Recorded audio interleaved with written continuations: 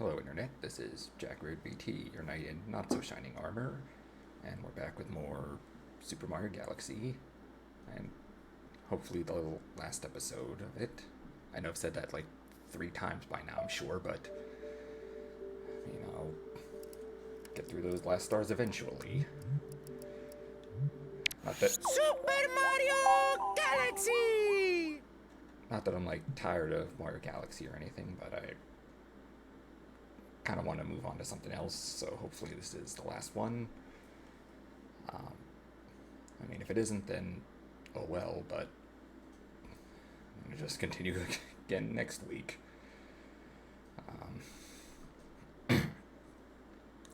So,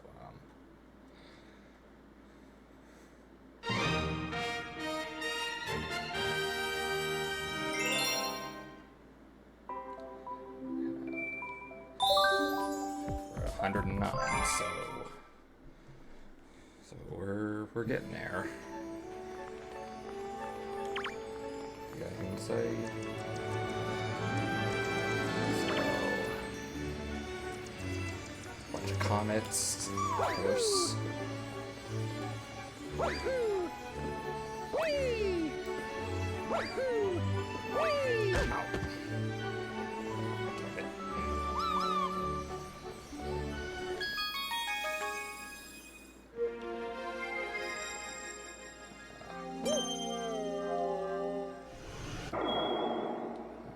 Speedy comet. I can deal with that. Just adjust my little sensor bar.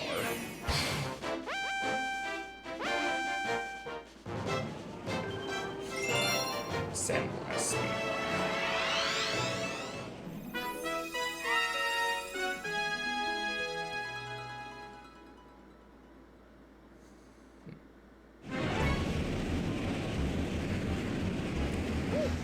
God. Yes! 4 minutes, 30 seconds. Whee! I can do that.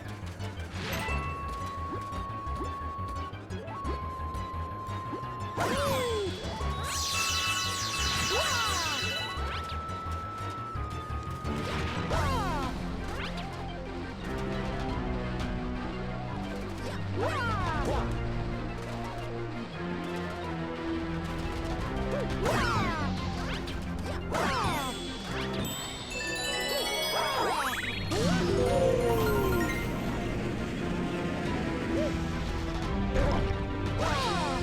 That's that.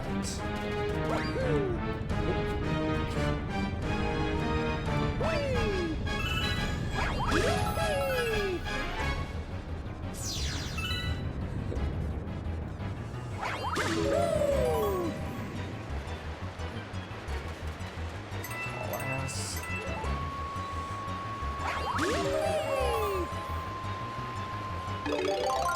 This.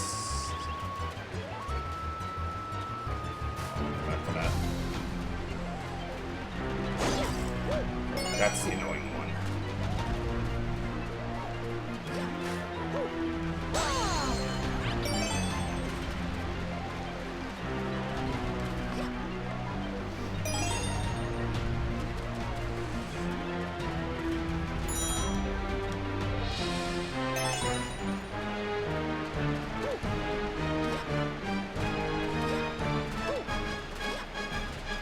Must be on the other side.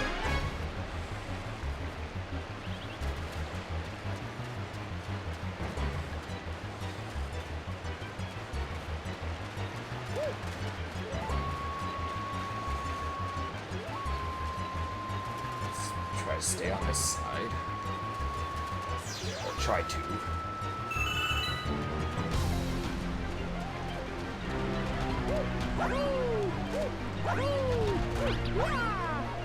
Where the hell's that last one?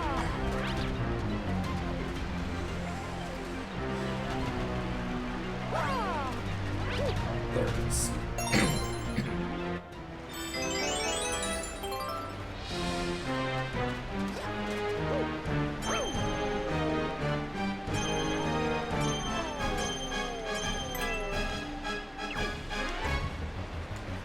Whee!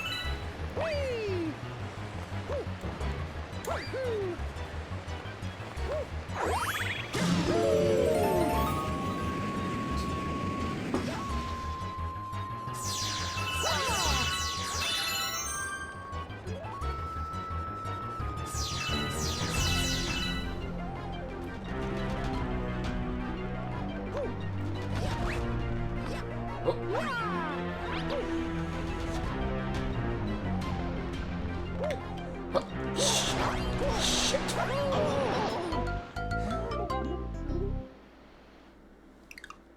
Yeah, that's why these last couple are taking so long, because they're... I don't want to say they're hard, but probably the whole Let's Play curse thing happening here. Pretty sure if I was just playing just for me, probably could have gotten all the stars at this point, but as I'm recording for the internet, it of course has to be difficult.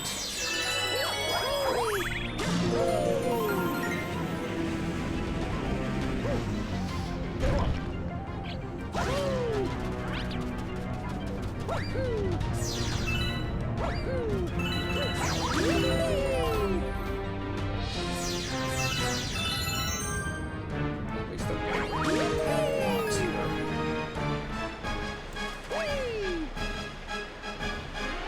Ugh. The heck was that?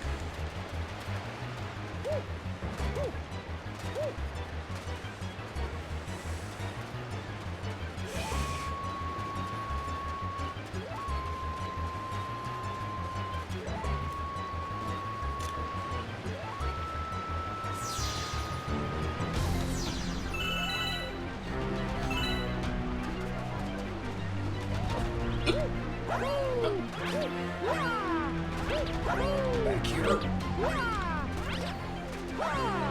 Fuck it. Get it on the next go around.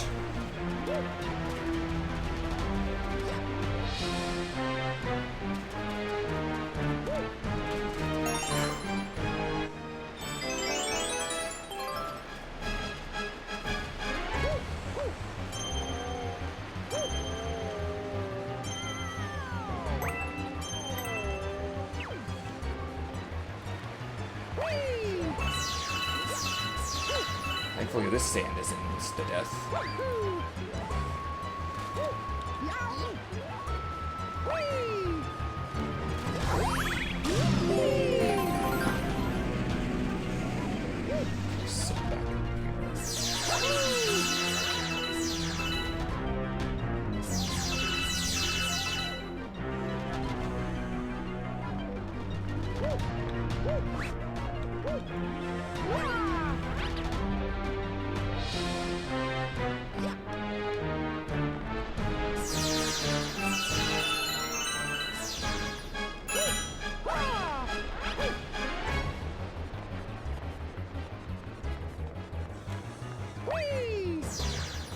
Also, I just noticed, aside from the pokies earlier, there's no enemies here.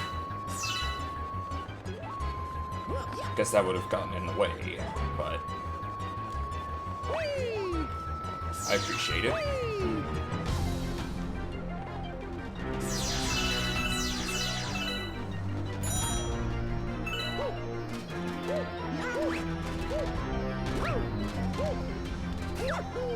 Come on.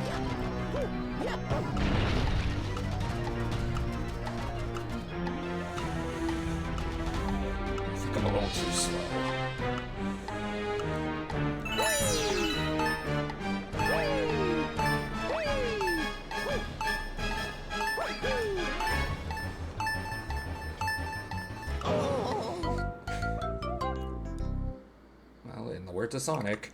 You're too slow. That means I have to try again. Damn star thing at the thing that gets me.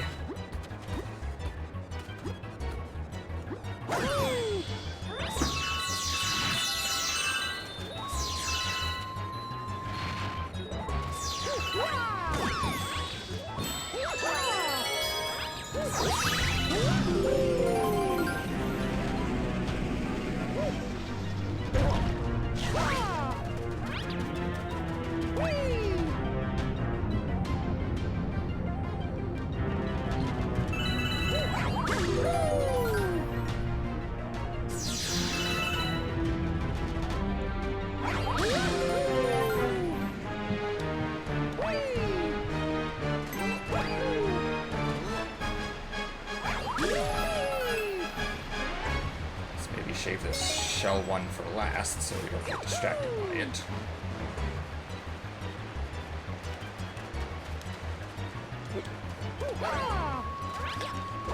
Shit.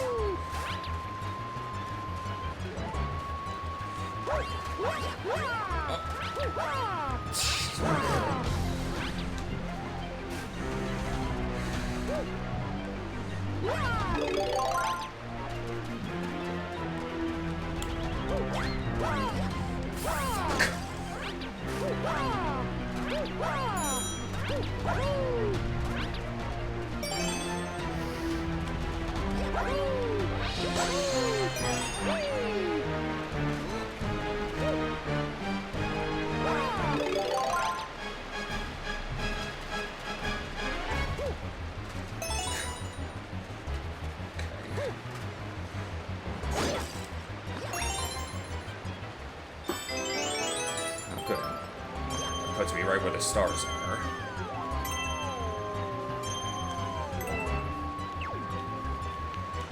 Let's save some time.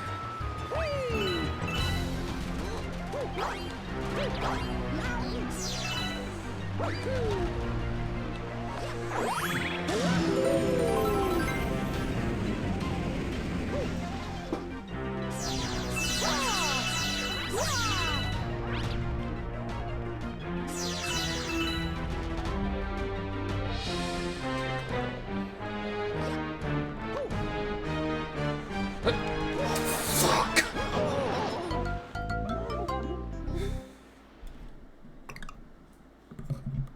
Here I said this star wasn't that bad because it's a speedrun star, not a purple comet star.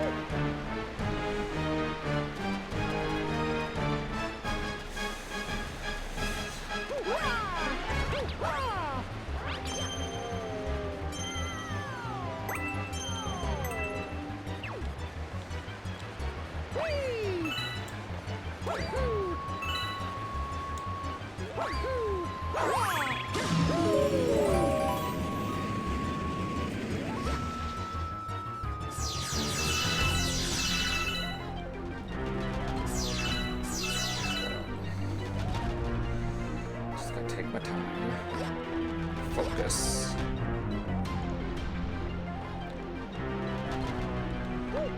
Not fall in the sinky sand.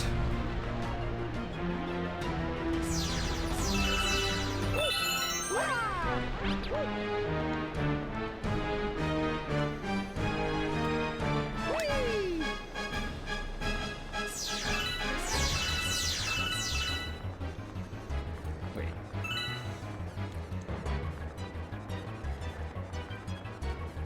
Oh, right. I remember now.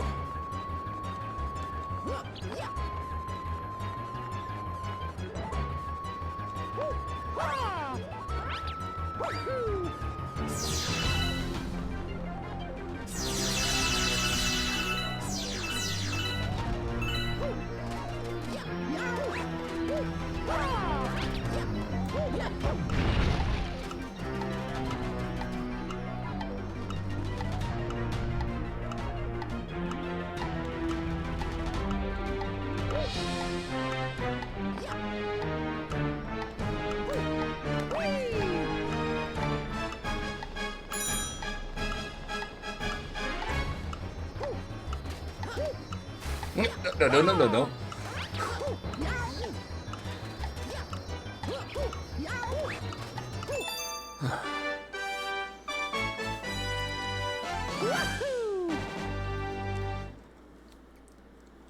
Probably one of the sad thing is that's probably one of the easier stars that's left. Yeah. But 10 more to go. Galaxy complete. Thank God. Not really a fan of Dusty Dune. So.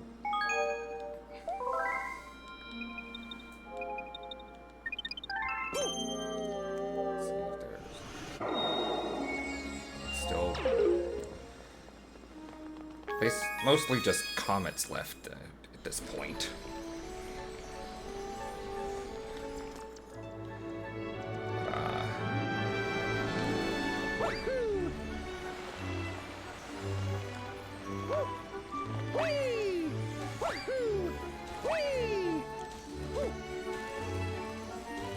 And then there's these ones. Yeah. Yeah. Bubble Blast. Not to be confused with Baja Blast. Which is kind of overrated, honestly. I mean, I like Mountain Dew as much as the next person, but one time I bought Mountain Dew Baja Blast, tried it, and I'm just like, it's okay. I mean, it's nothing special. Definitely not something worth building an entire, like, internet subculture around. Yes. But maybe that just means I'm getting too old for this kind of stuff. Wahoo!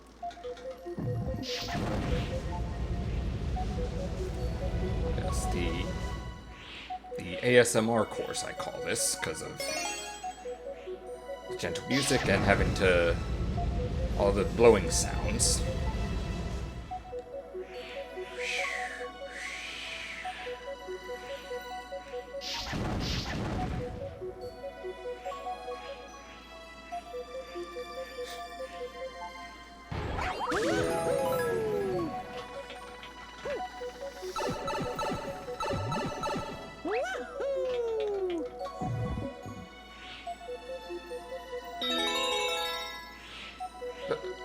Damn it! And of course, one mistake and you're fucked. Grab my drink here.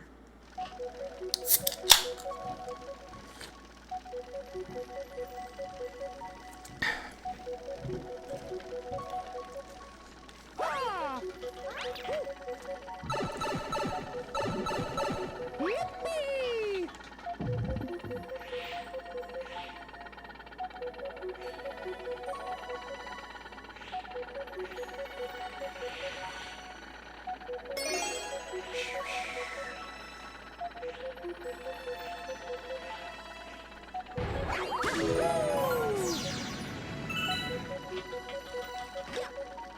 And because I lost a life there, I have to get the ones I already collected again. So, yeah.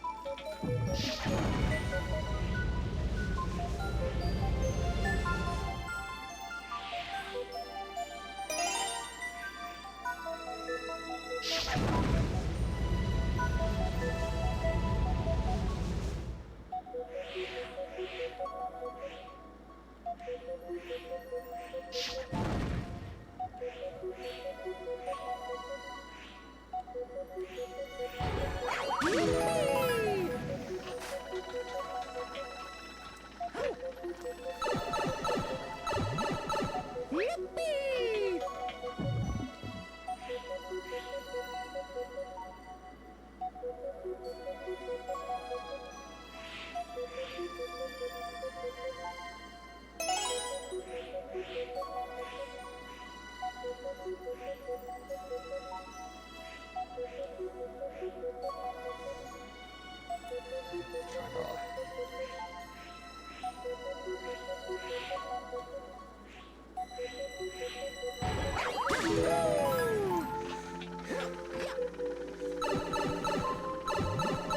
Woohoo!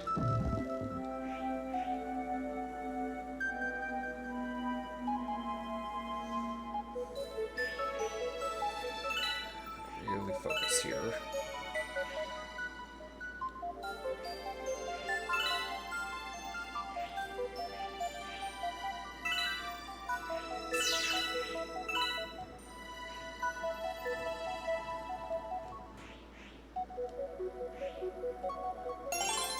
Okay, we got all 5, but we aren't out of the woods yet.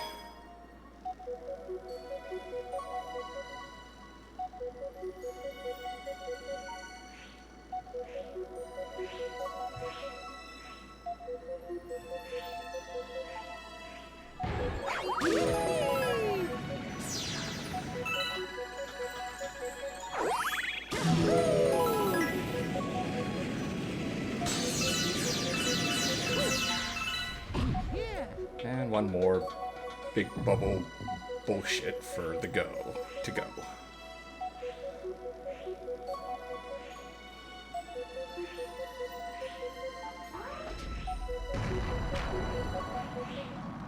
All while the game spawns bullet bills at me.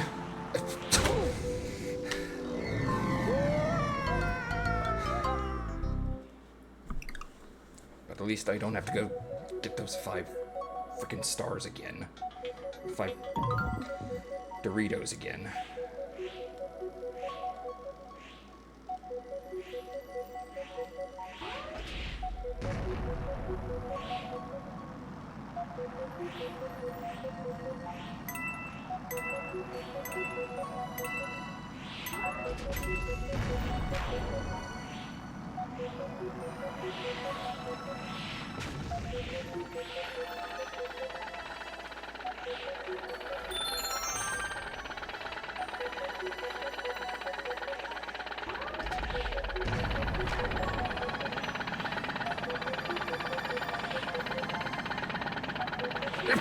Shit. I was doing so good that time, too.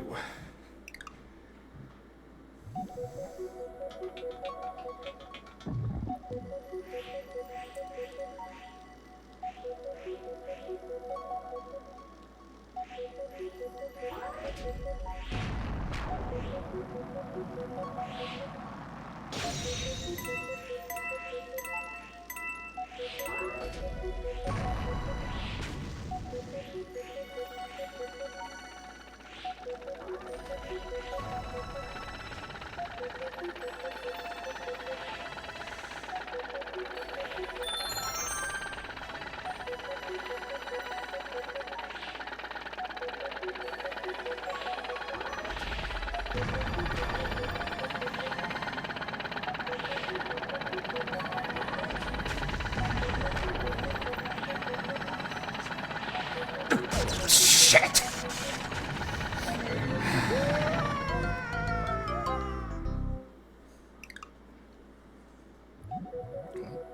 Getting a little further each time, but maybe I'm just overthinking it. I have that problem a lot. But, nope.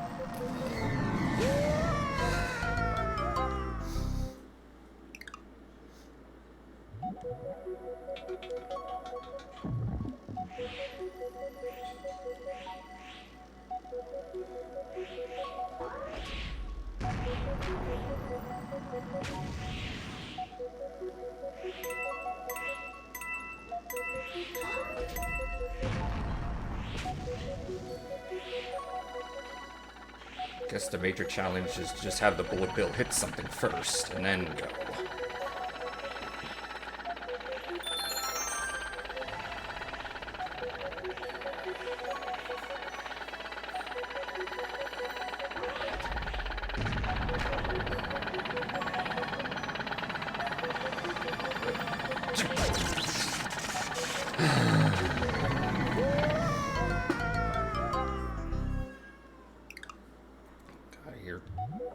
My niece crying upstairs or something.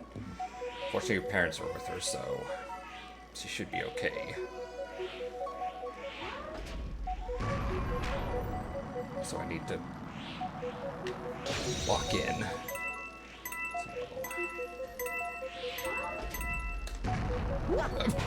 What the fuck?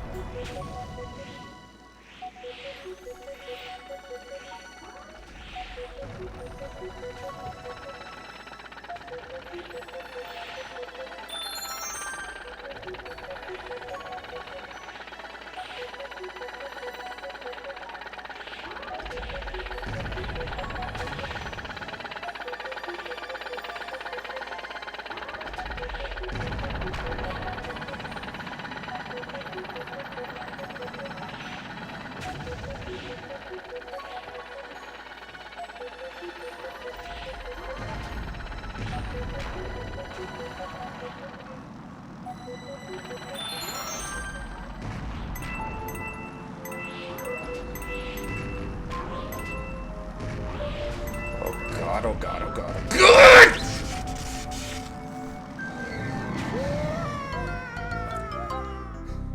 And the fact they were throwing multiple bullet bills at me means I know I was near the end.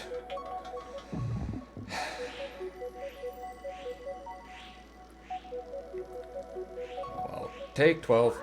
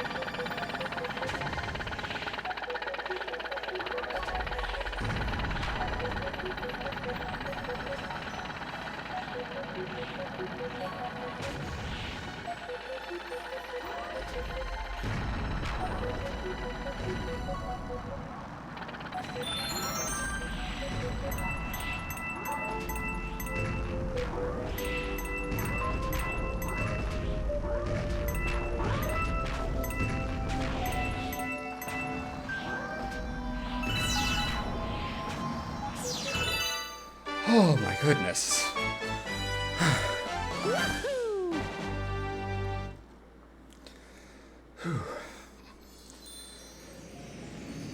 Yeah. Oh, yeah.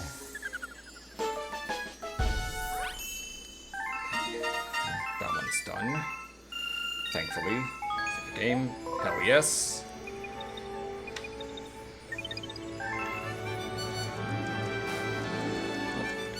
You've got mail. Yeah. Faraway place, extended warranty. Gibbs.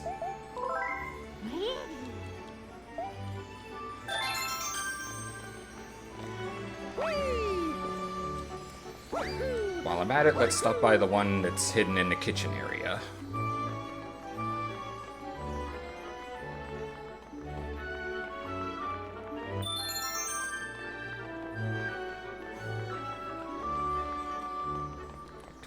That's should be more than enough.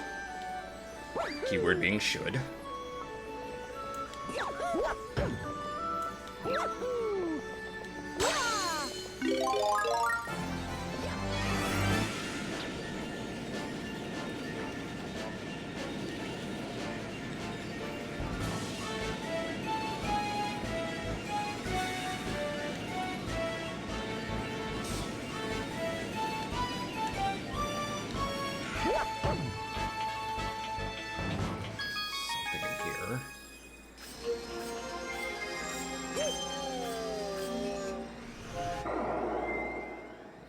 Fast foe comet.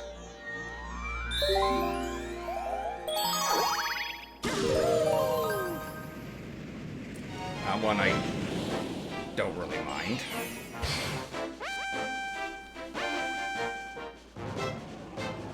Fast foes of toy time.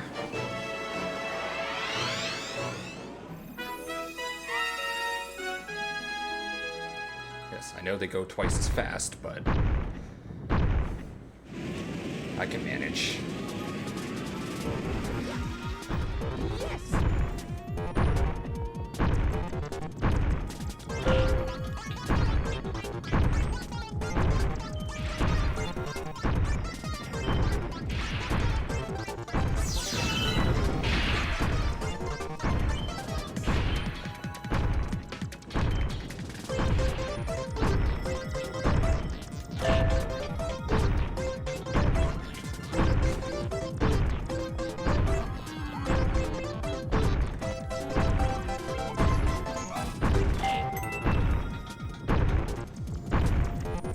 Solves those ones. Oh.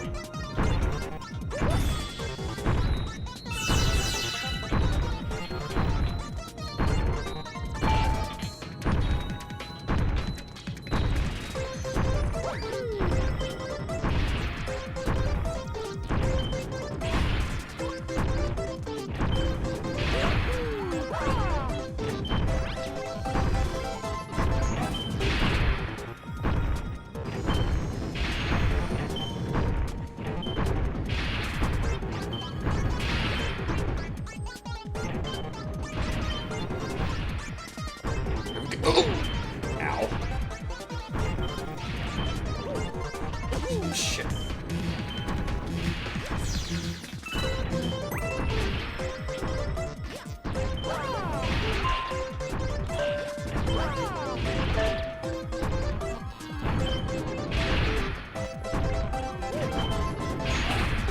See, this has margin of error. This has room for error.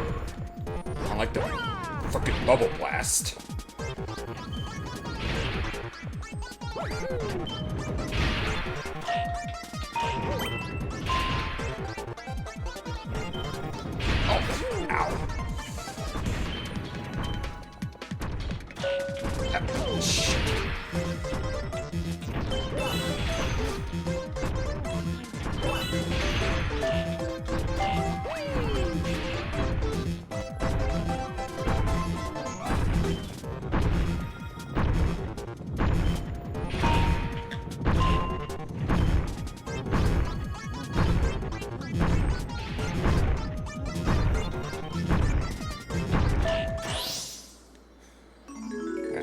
is green, trap is clean. But let's not get too cocky. Still gotta get the damn thing.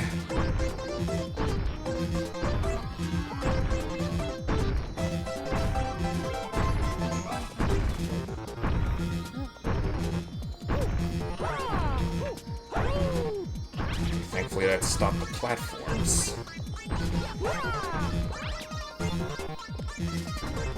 And start get to.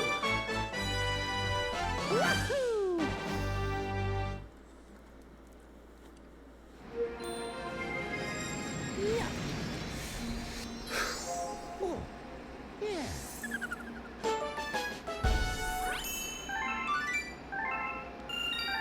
12.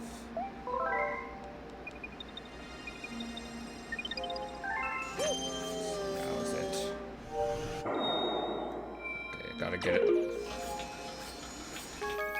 For some reason, the comets don't appear continuously, even though that's pretty much all I have left at this point, for the most part.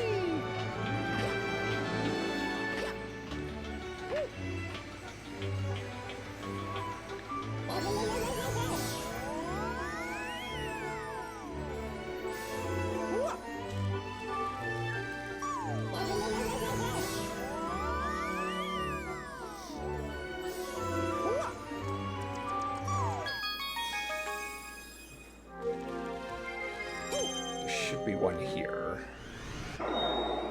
Dreadnought and Deep Dark. I'll go with Deep Dark first.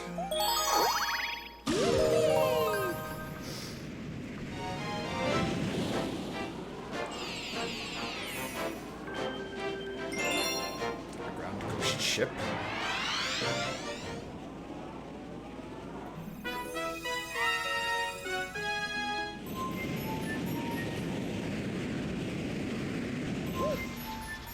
Yes.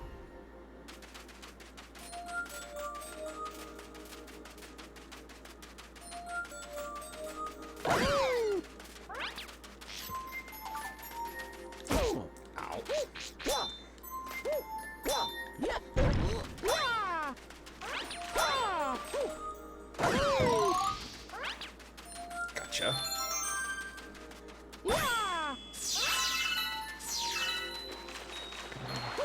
In the presence of this shell here,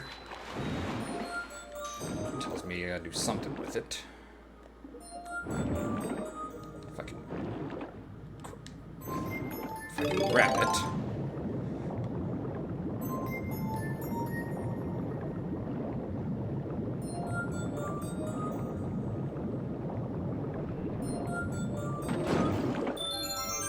Okay, that was just a one-up. Air.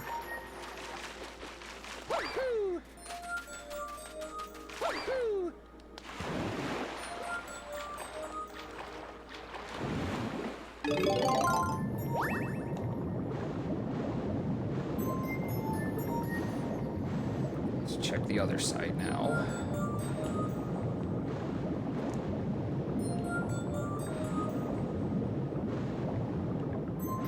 And this side has nothing. Oh well, at least I can defeat these wannabe Zoidbergs with it.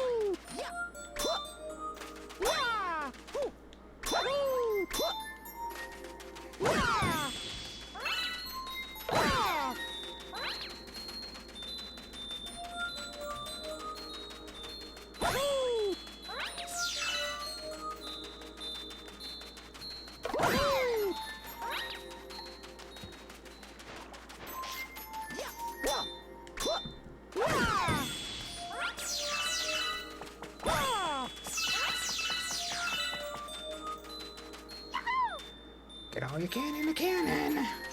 How about no?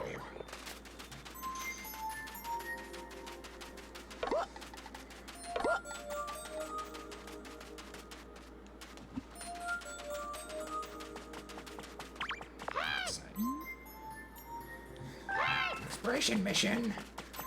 There you are. Oh, I bet that's Back here, Mr. Moneybags. Damn it. Alright. Alright, ground pound on sand.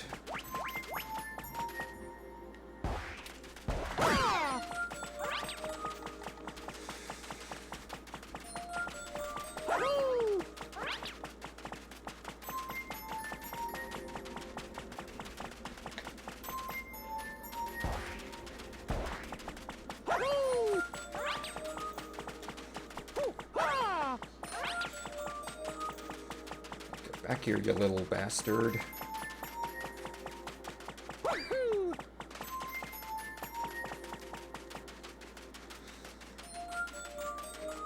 Alright, we gotta do this the quote-unquote hard way, then. Or... actually, maybe never mind.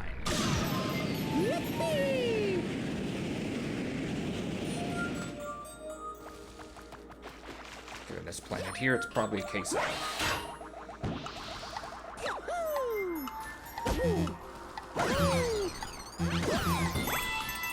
what the...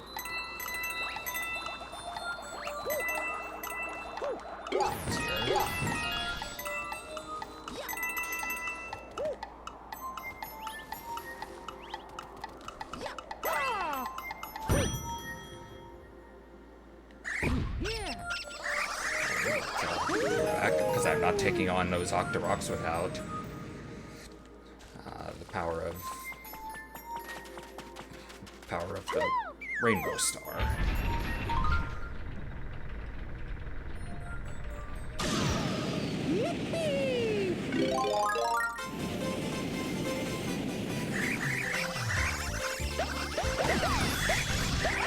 Even then, I'm not taking down those guys. We're looking for Mr. Moneybags here. Pretty sure he can't outrun me. As invincible.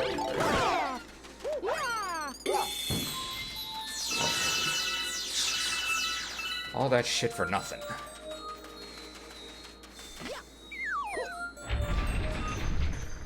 See anything over here? No. Let's go there. Can I hit over here?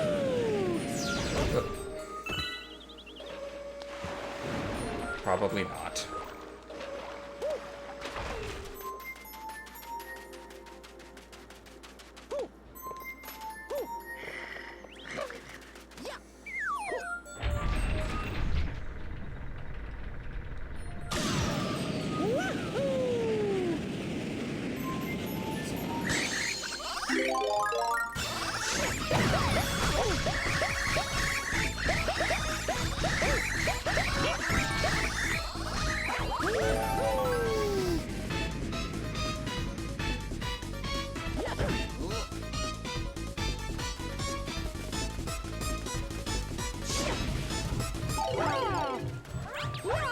Damn it.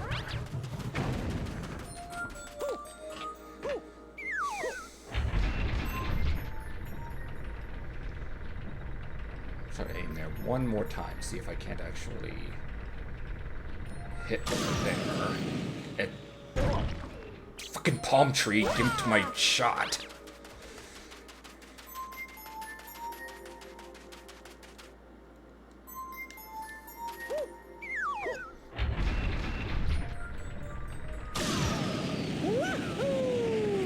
See if I can't just blast myself into the void here.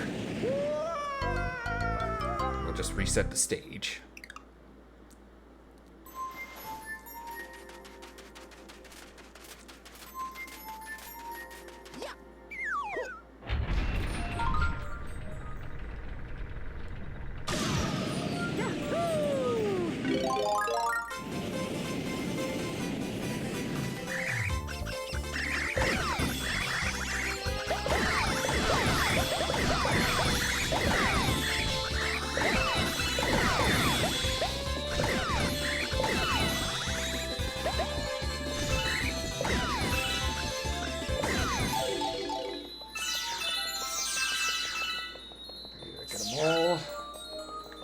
You'd think that would be the bonus star.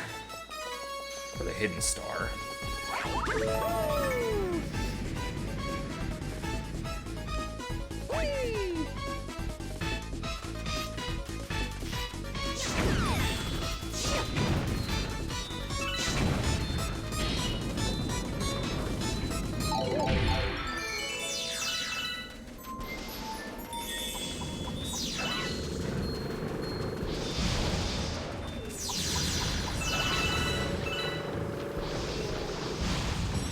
What do you gotta say, you stupid toad? Team surveying an underground lake. Good for them. I'm guessing my goal here doesn't involve the underground lake.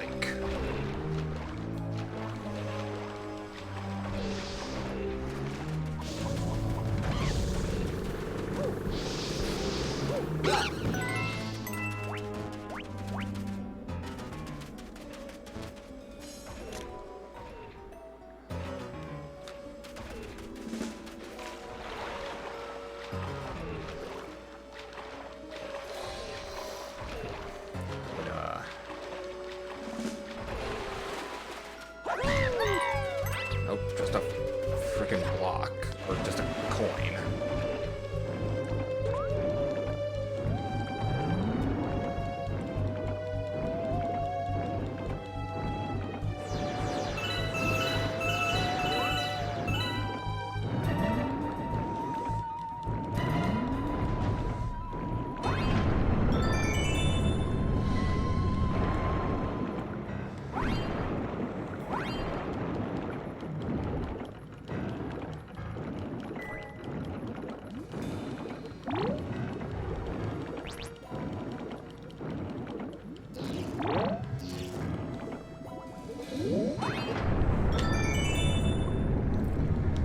This.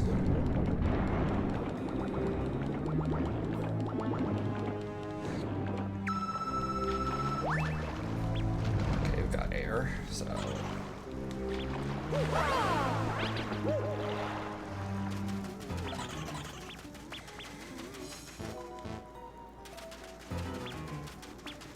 Let's stand in the light so in case the ghosts come here.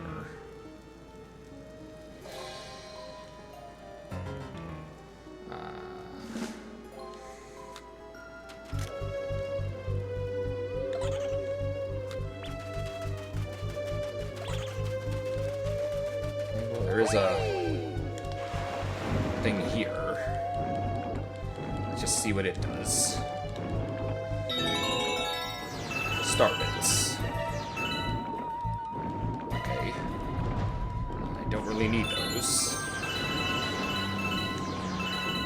But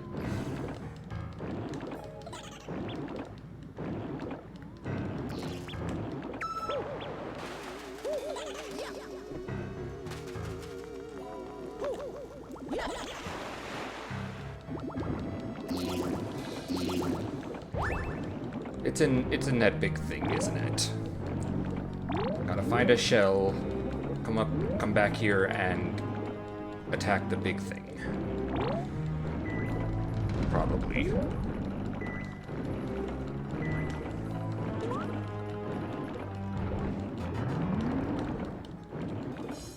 Or maybe down here somewhere.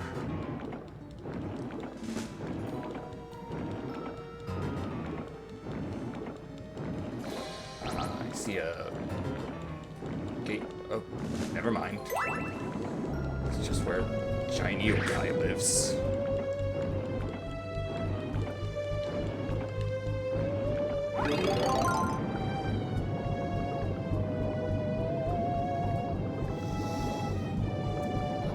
Let's go.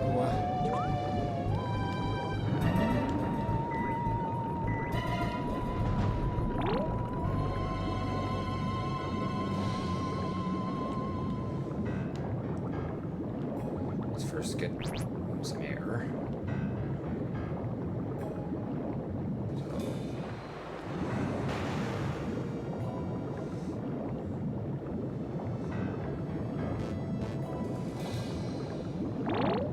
Now,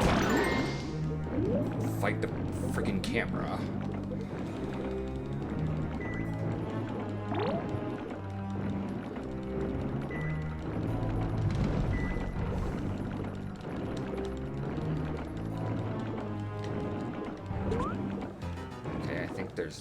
shell up here. I hope. Definitely an air bubble.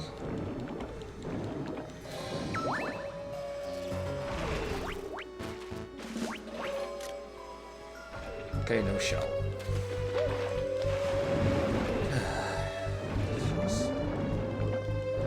These last few stars are such a pain, but I gotta show all of them. I mean, I have this tagged as walkthrough, which to me means showing off more or less everything the game has to offer, even the optional stuff, and even the optional stuff that's a bit of a pain at times. As for measure, let's... Okay, just give it one up. Just...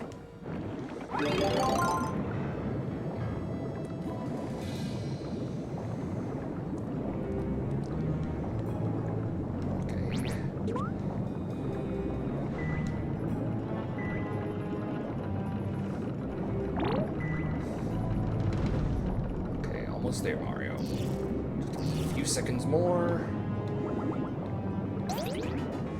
I think I just about avoided drowning there.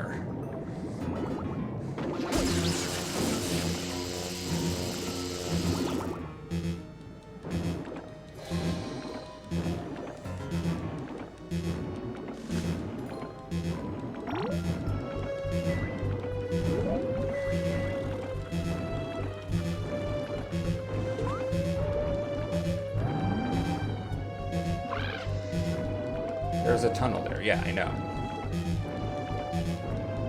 Either I hit the guy wrong, or I have to hit him 3 times to get him to pop up with the shell, or pop out the star.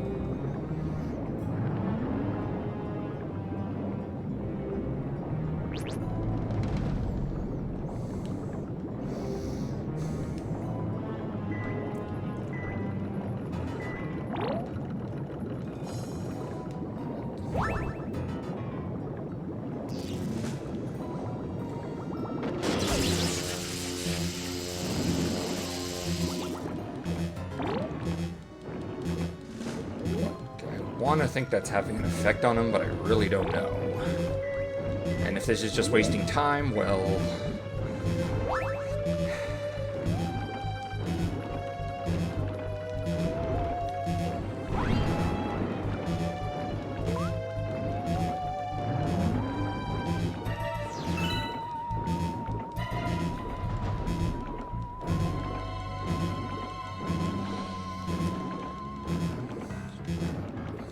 is the last coin here.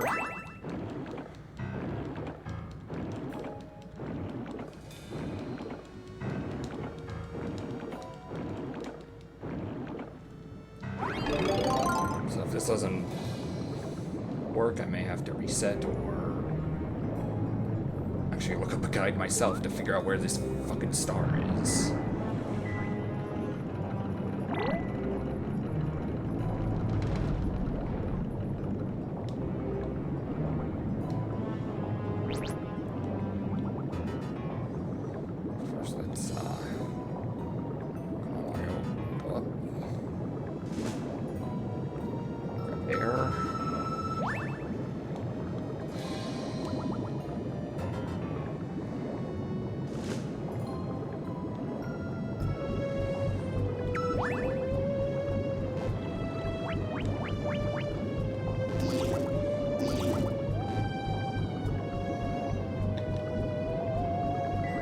Straight down. Now back up. Come on, back up. I said up.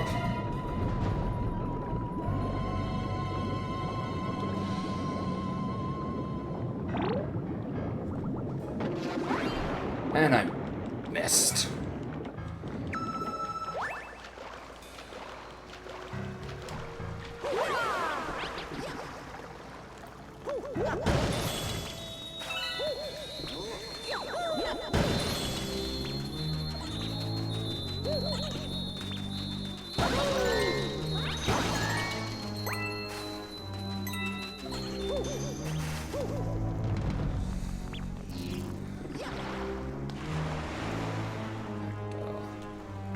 a second. I'm just gonna...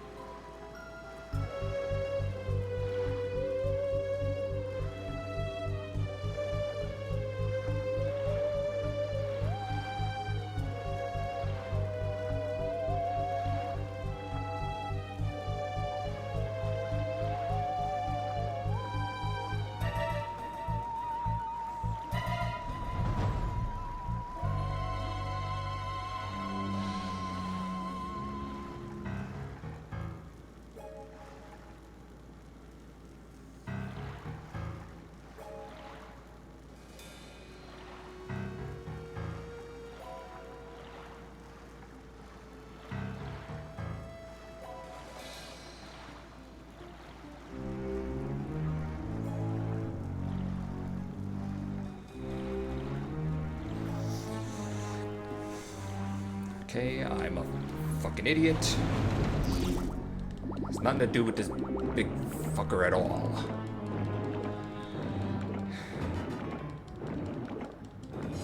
I was on the right track with the Koopa shell, but it was the wrong place.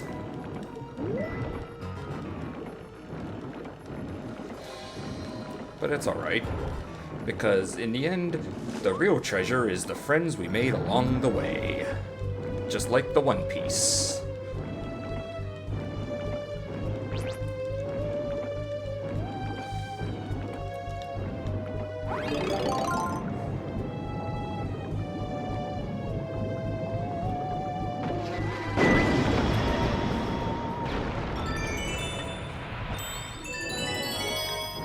Alright.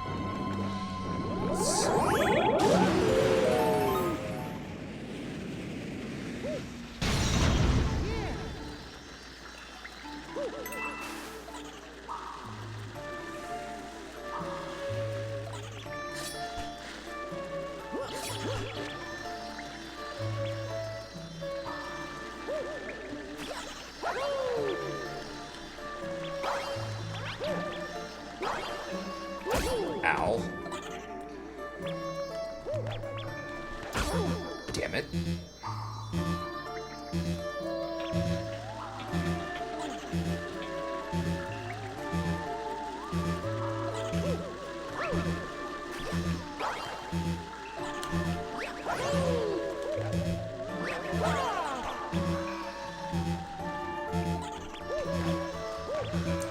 Damn it. Well, I can at least it'll...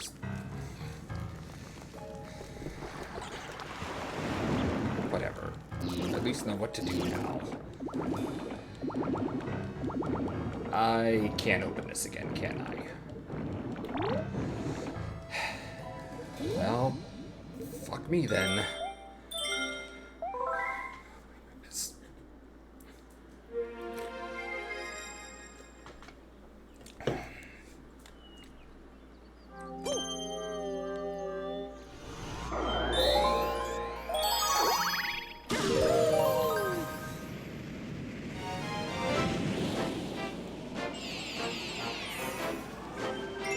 Last stars are so hard, but I have to do it, even if it means a couple stars an episode, meaning I'll be up to like episode 12 by the time I finish at this pace. Yes.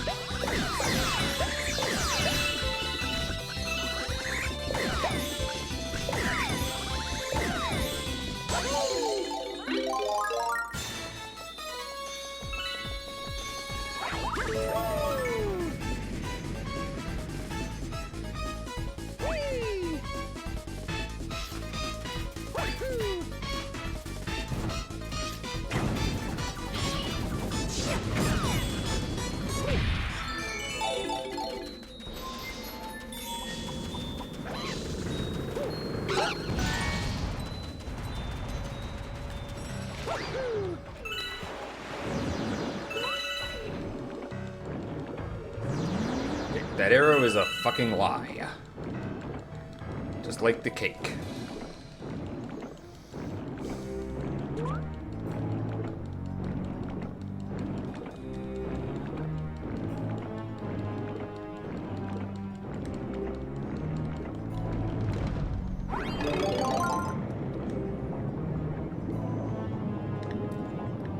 Yeet.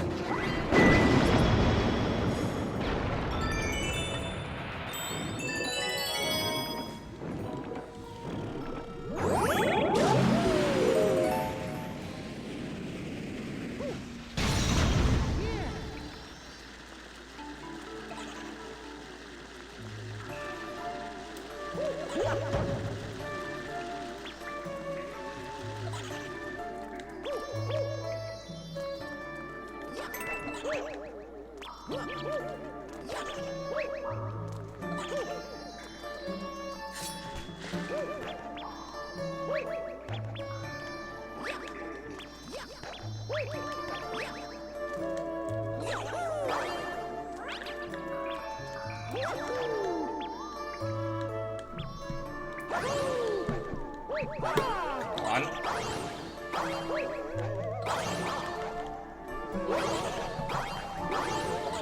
Damn it.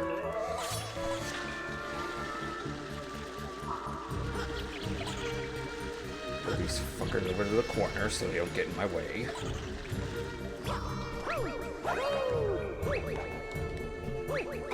Oh. Finally.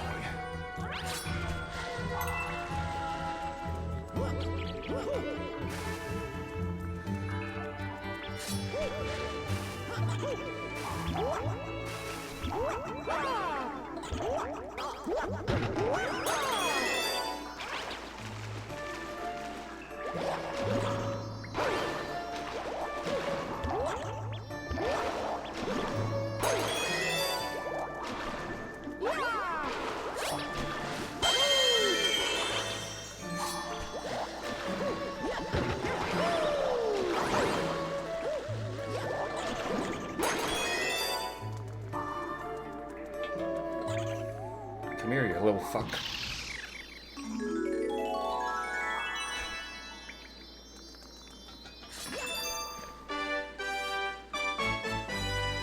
Got it. Okay, to anyone whose time I wasted spending trying to get that stupid octopus thing, my apologies. Oh, yeah.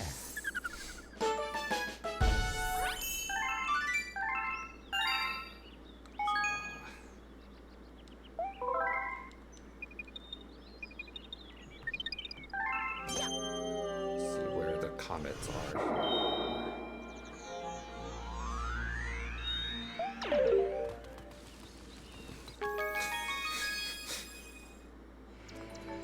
I'm running away like I can avoid it when I know I can't. But...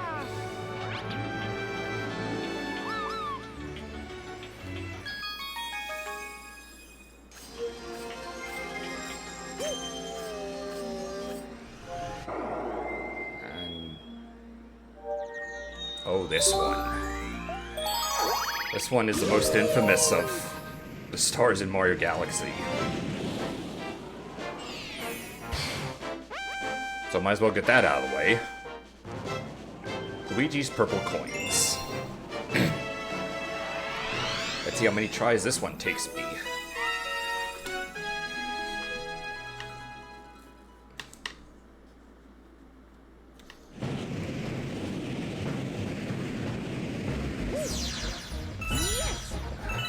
Minutes. Thankfully, we don't have to collect every single star or every single coin. There is margin of error here. About 50 coins. But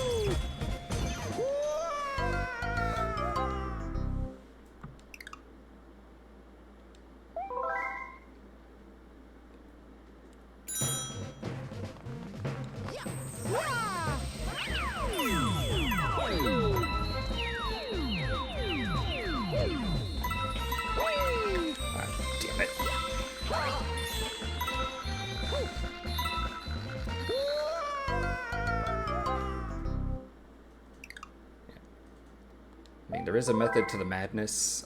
Just, for one, don't focus on every single coin, because there's actually 150 in this course. So, plenty of them that we can miss, and still get the star.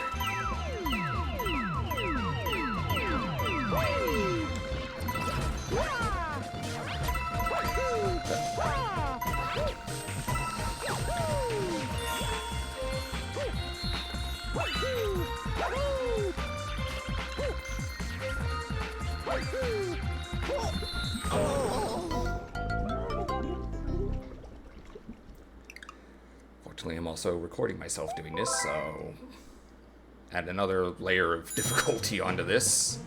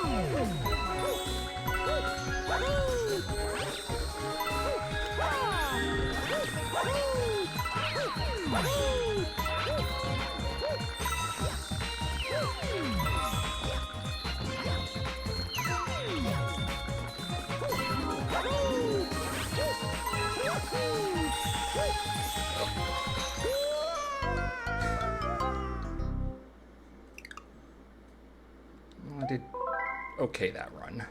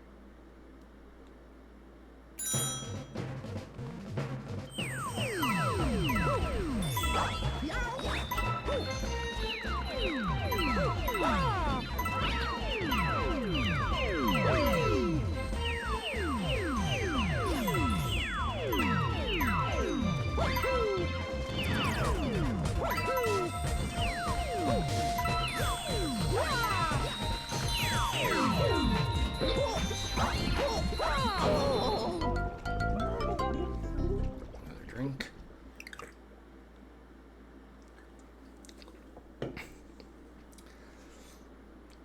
Like I'm not jittery enough, but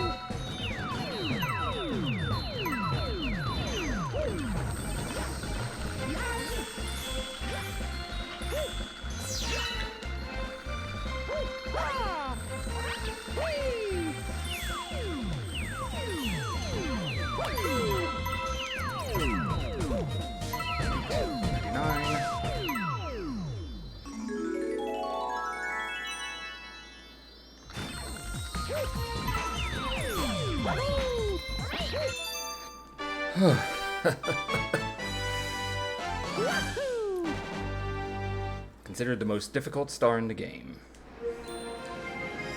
And it only took me about 7 tries, I think. I don't know, I wasn't paying attention.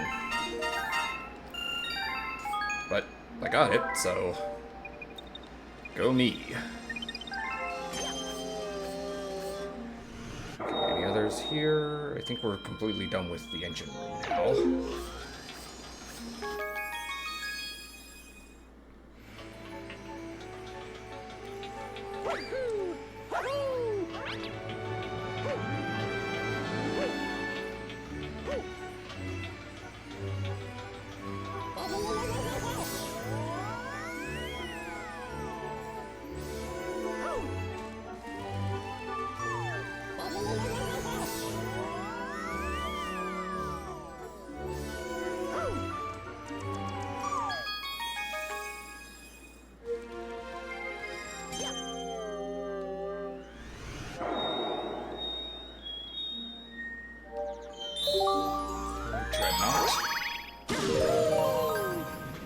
Dread not this playthrough. Yeah, that was a terrible pun. I apologize for that.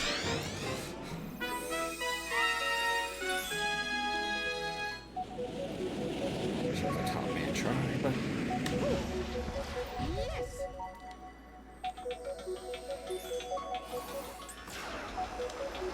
Let's go here.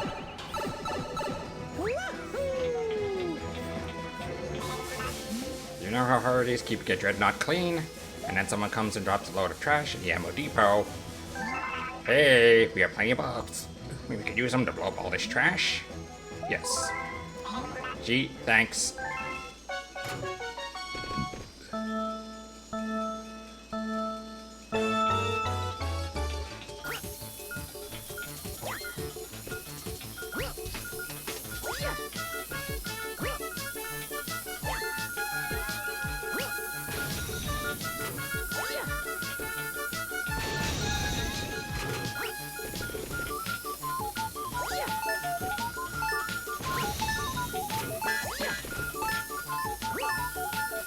I'm not gonna get it.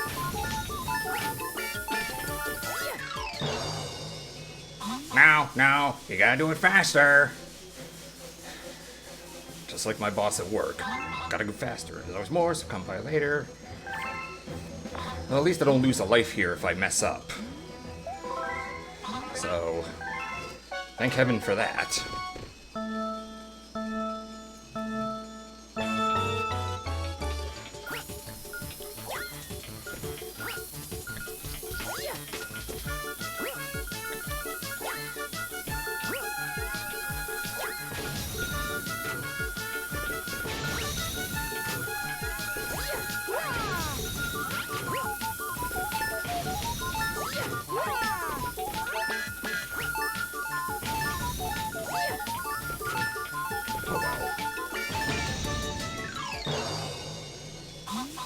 Oh, gotta do it faster.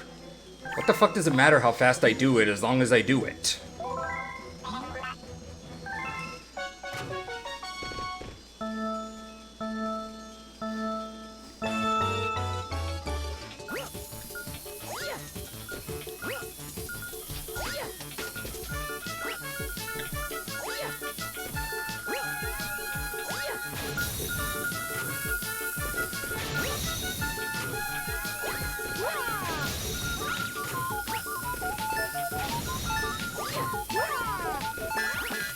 Missed, but...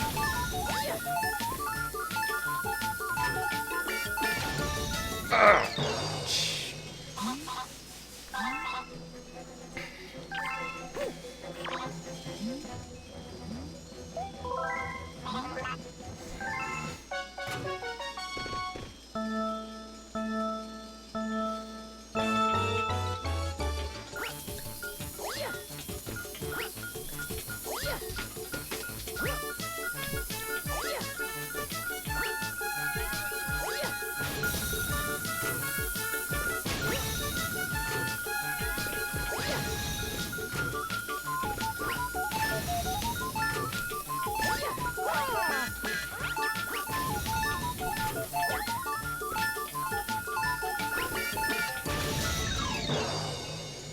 just a little bit off.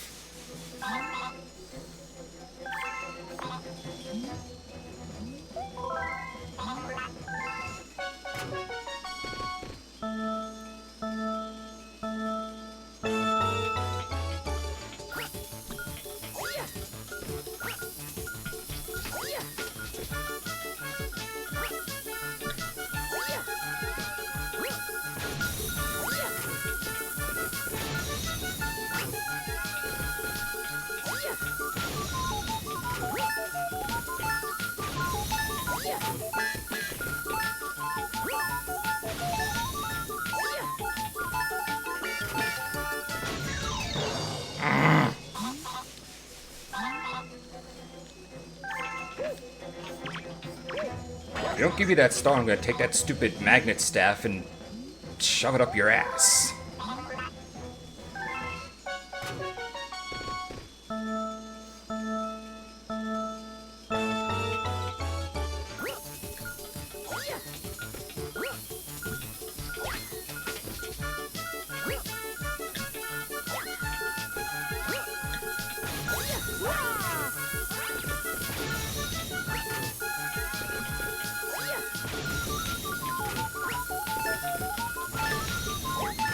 Shit.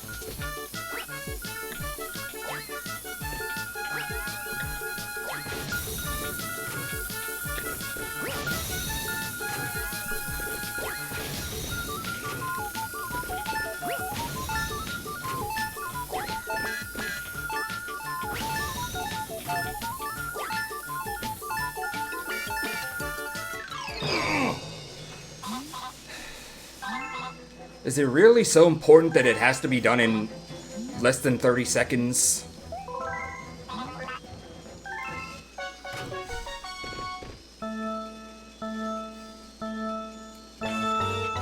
All you had to do was wait an extra second or two, and I'd have got it.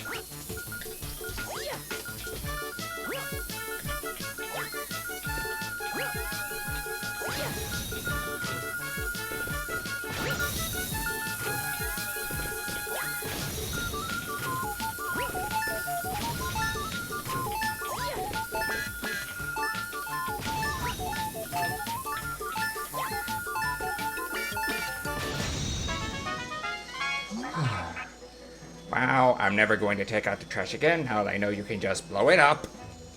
Oh, this is my thanks. I found it lying around. Maybe it'll help you. No, we don't blow up trash. We put it on a rocket and we send it off into space. It'll come back in about 1,000 years, but that won't be our problem.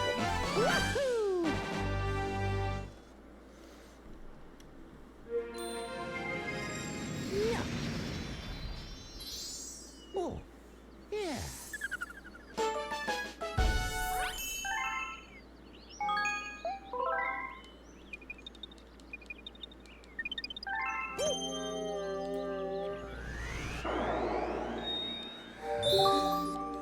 Alright. Dreadnought Purple Comet.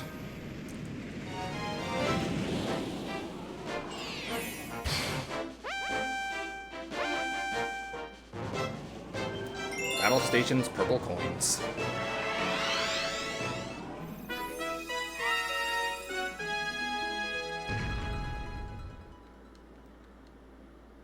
Then again, I managed to do Luigi's Purple Coins, so this really shouldn't be a problem.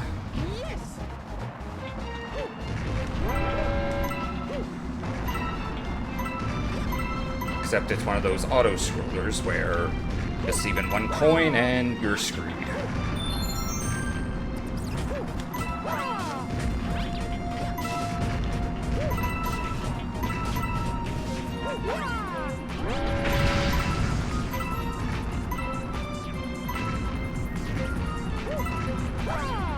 Ow.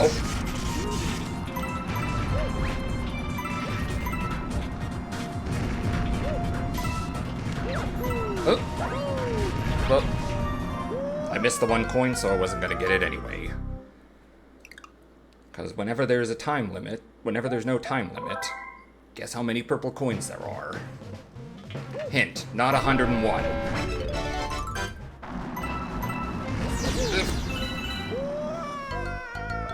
And that time the stage was like, no. You mocked me, so you lose a life instantly.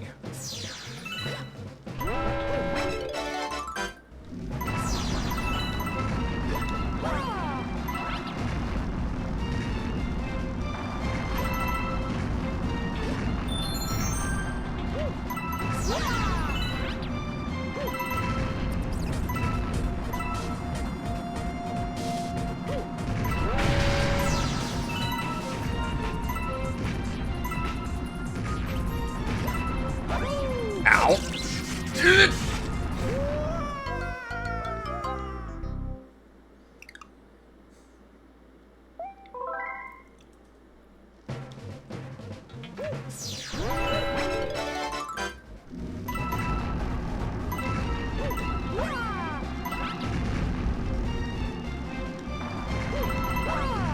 At least this 1-up basically means infinite tries, more or less.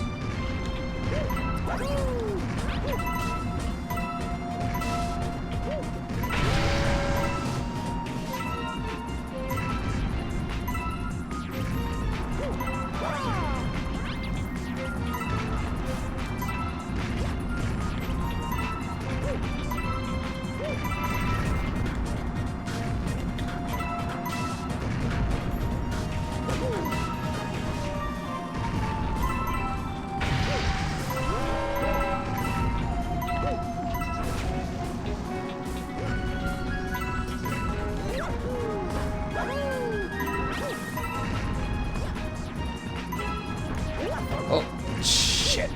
Well,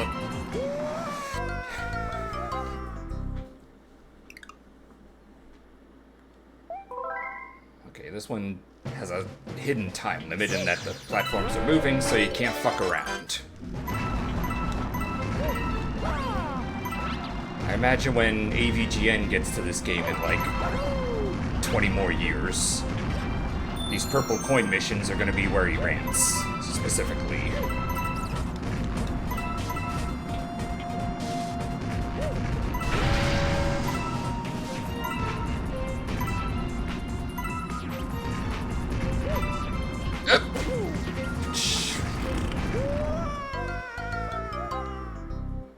Yep.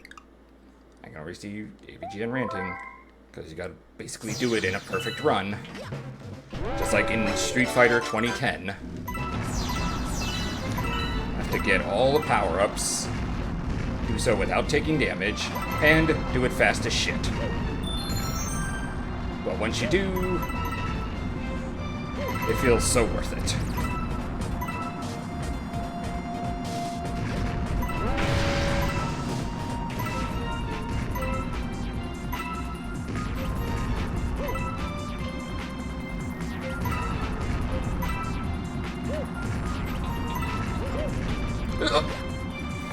Oh, my fucking controls are so messed up. And I don't think it's my Wii mode, I think it's just me.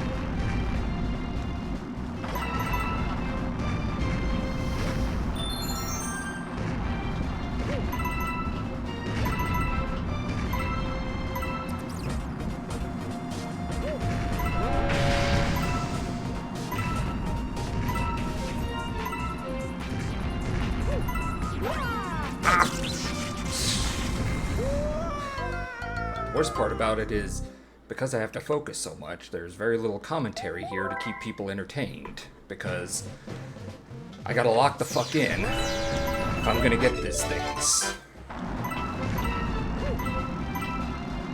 So anybody who watches in like a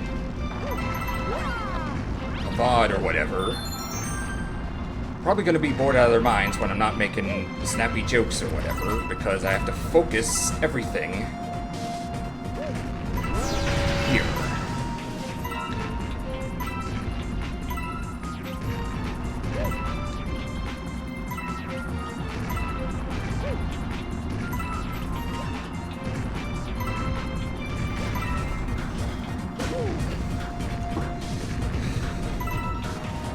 Well, I messed it up, but let's at least see how far I can go.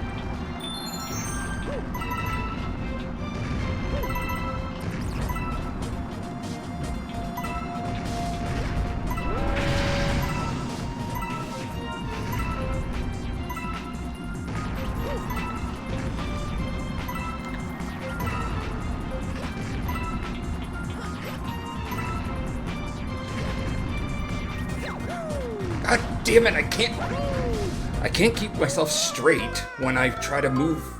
When I'm trying to move here, my stupid stick, I keep moving in some direction that throws me off when it should just be a simple straight fucking line.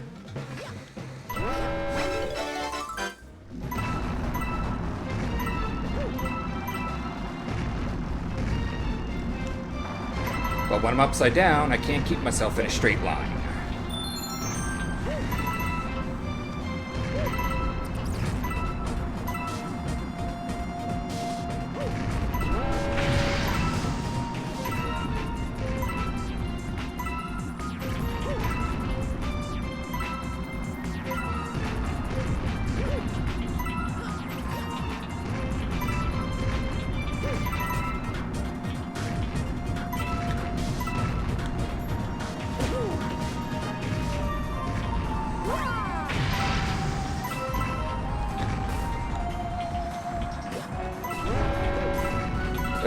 Damn it!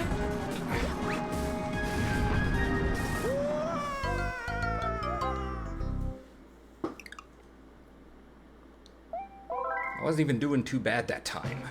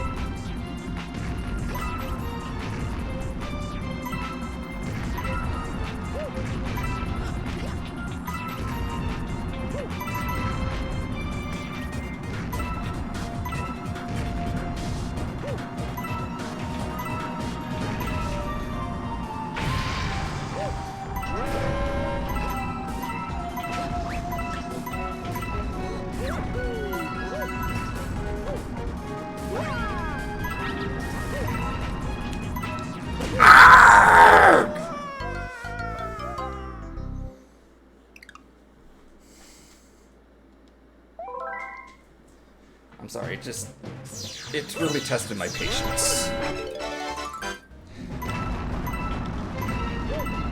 And people say modern games are too easy. No, you're just not challenging yourself enough.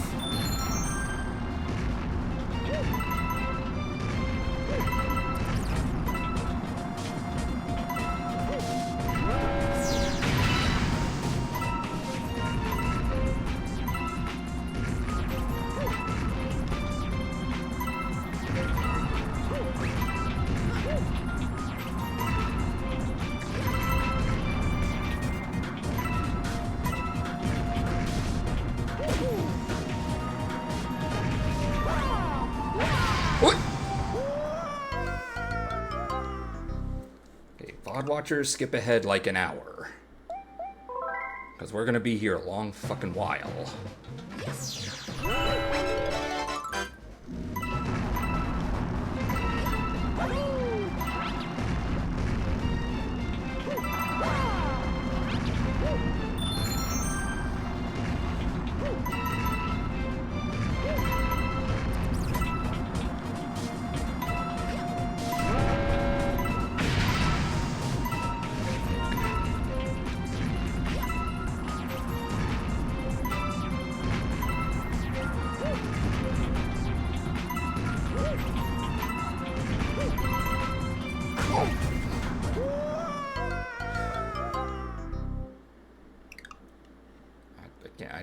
I need a break from this.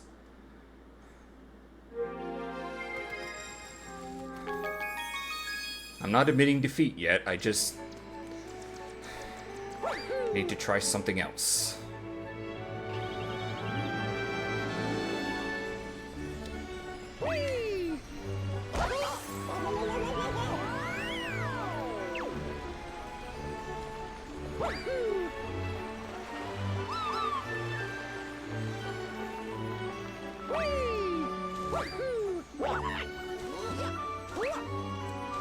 For curiosity's sake, let's see what other comets are available, if any.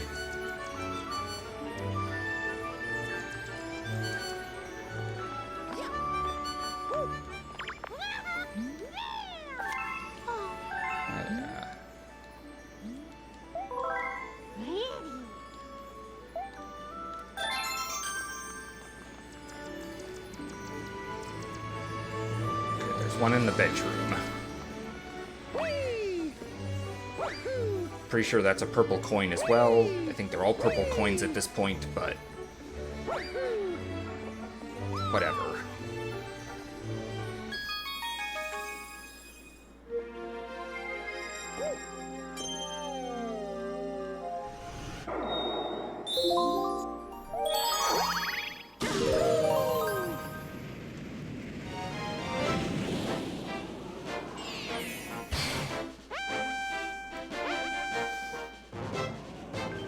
Purple coins on the puzzle cube.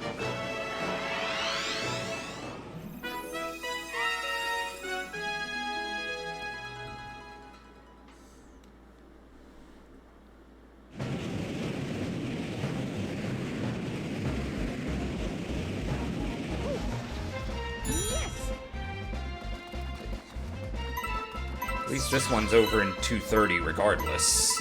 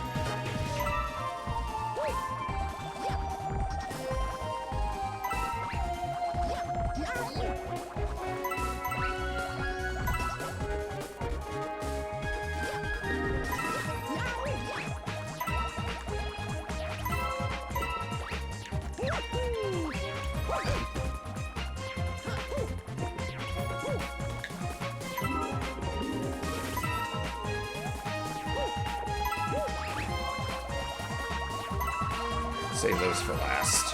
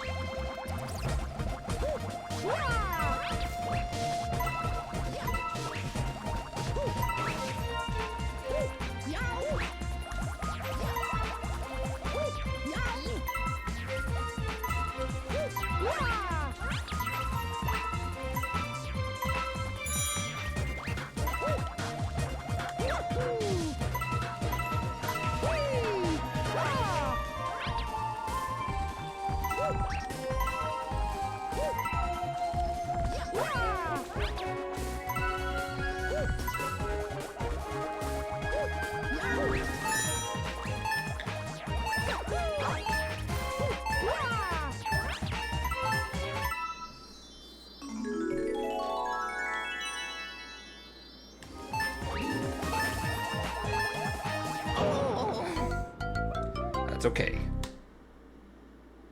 It just means we can skip those coins on the whatchamacallit.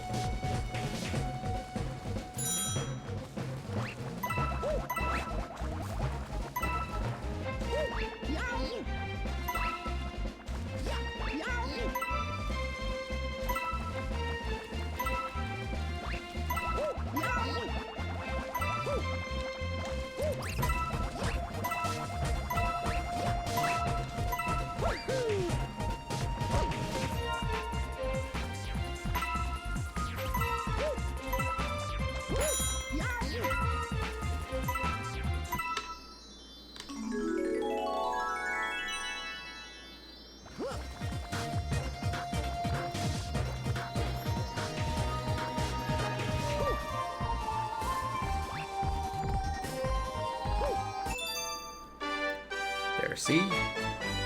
See how easy that was? How there was, you know, room for error? Oh, yeah. Okay, galaxy complete.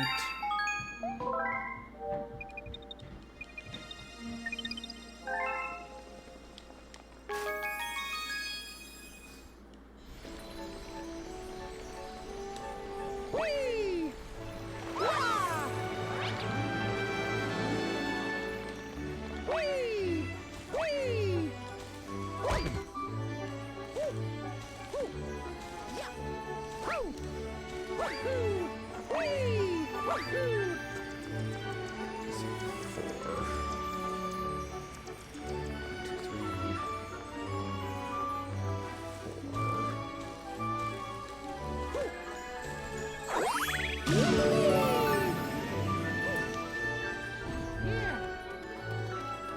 Is this the one? Want to go to Loop-de-Swoop? No, I actually did that one already. I'm gonna go to the other ball buster. Rolling Gizmo.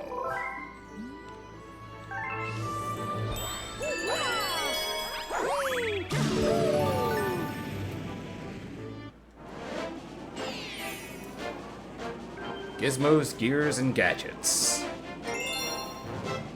Goddamn.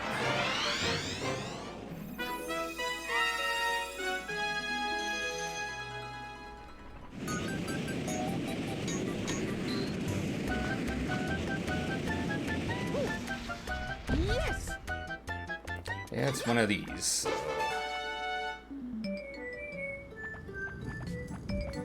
But at least here I can go at my own pace. I'm like the fucking dreadnought.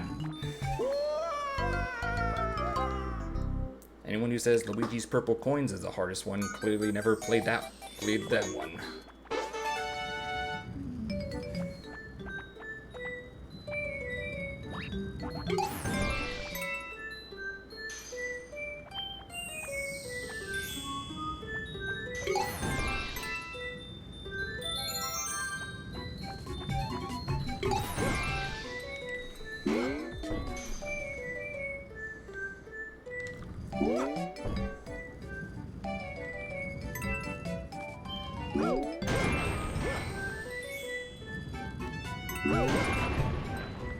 And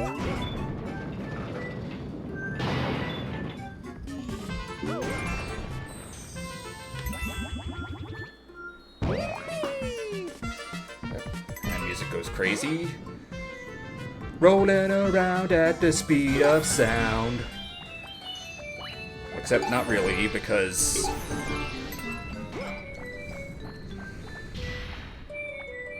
anything where I can control it myself is gonna go slow as shit.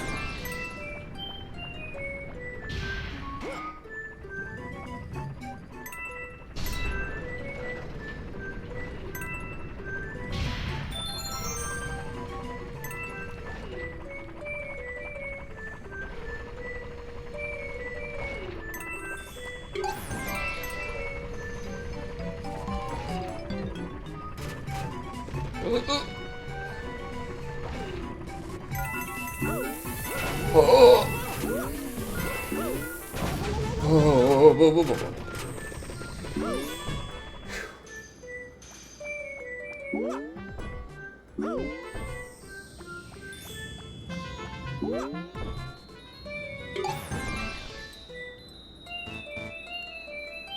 Of course I can't adjust the camera, no, that'd be too easy.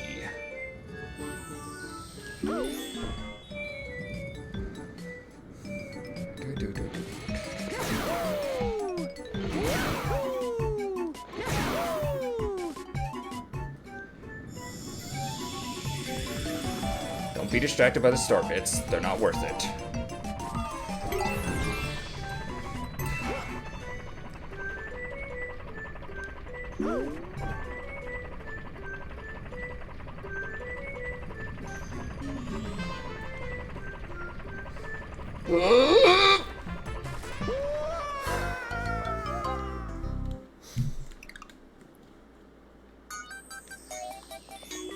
And it has to be done in one go, but...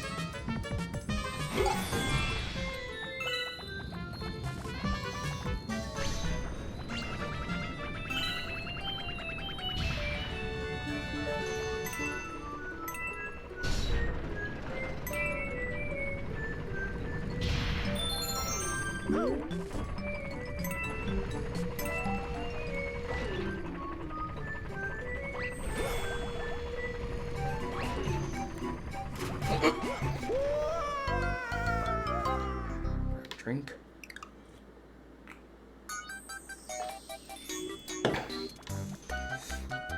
Gonna have to piss like a racehorse after this.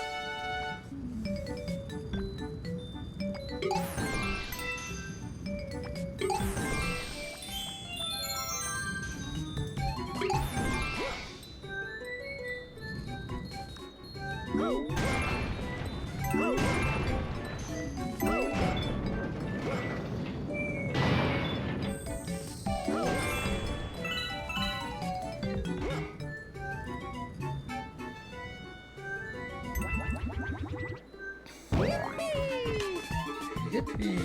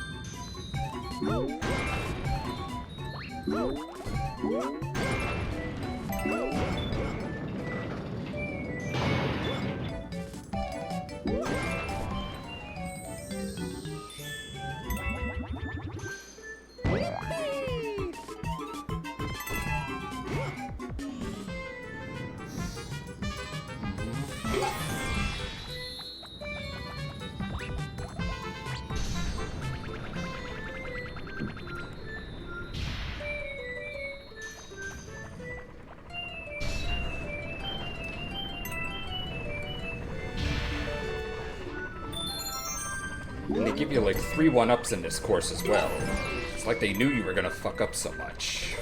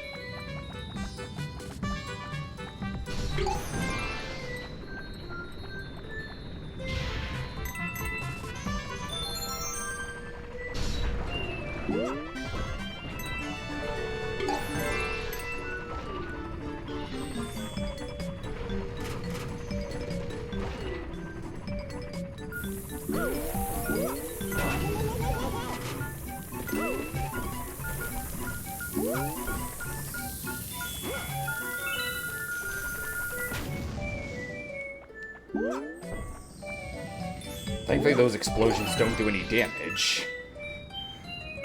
Other than damage to, you know, the psyche.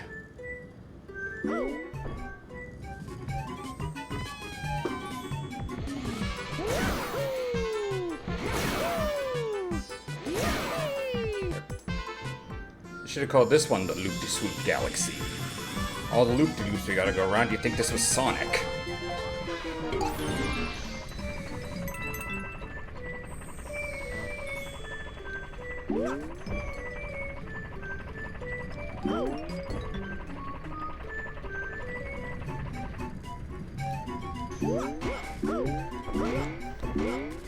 Come on.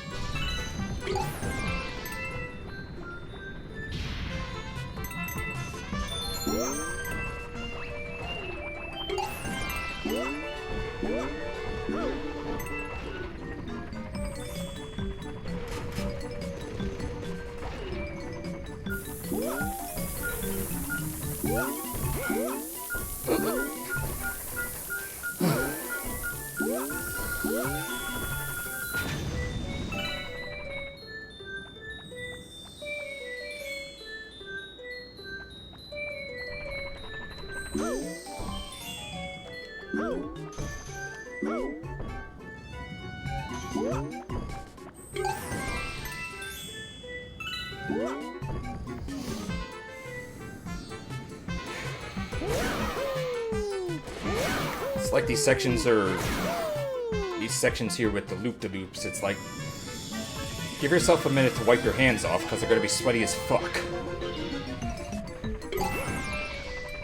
Also, we conveniently drop you in this little hole here to give you a little breather.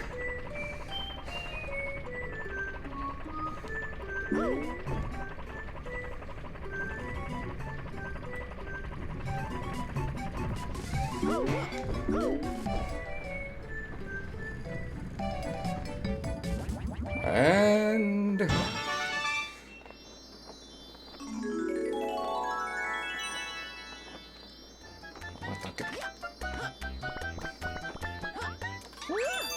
And we got it.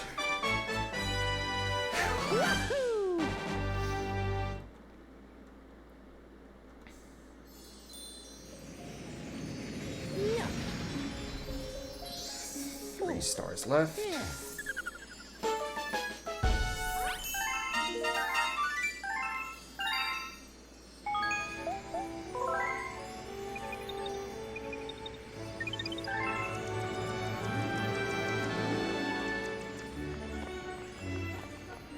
I think that's,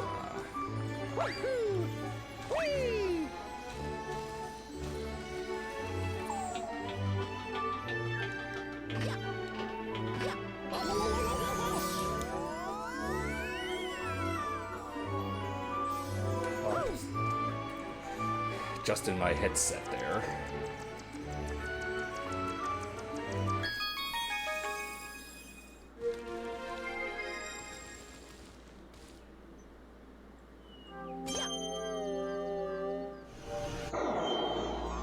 And Deep Dark has a purple coin. Comet.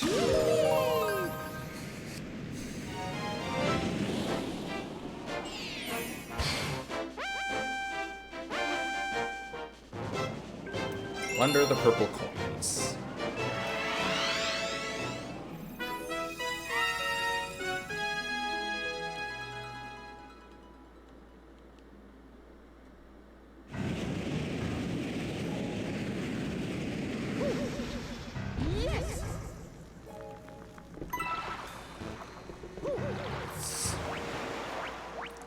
Check behind us, because sure enough there's going to be purple coins here. At least a couple.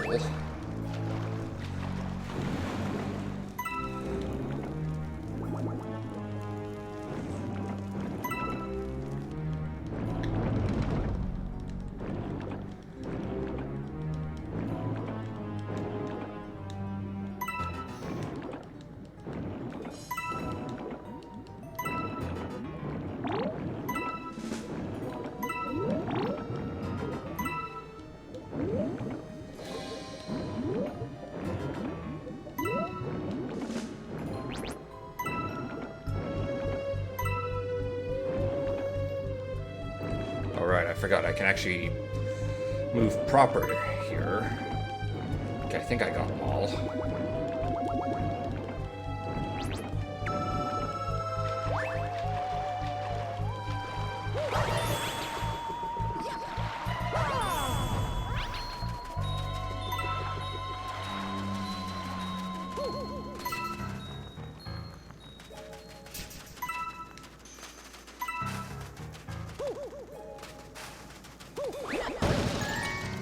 Just a regular coin.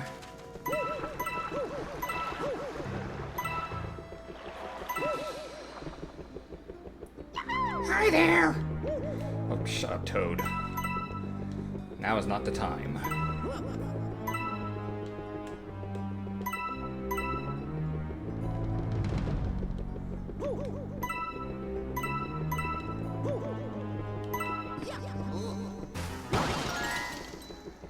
Checking those because I'm hiding a purple coin in a box is something they would do. Something they absolutely would do.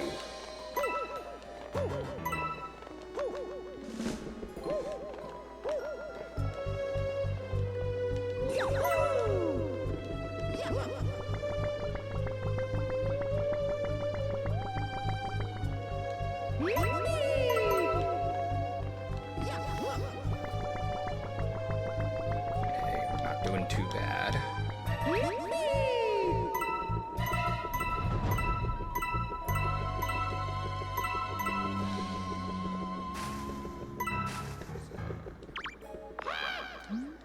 those purple coins out there? Break out the long jump.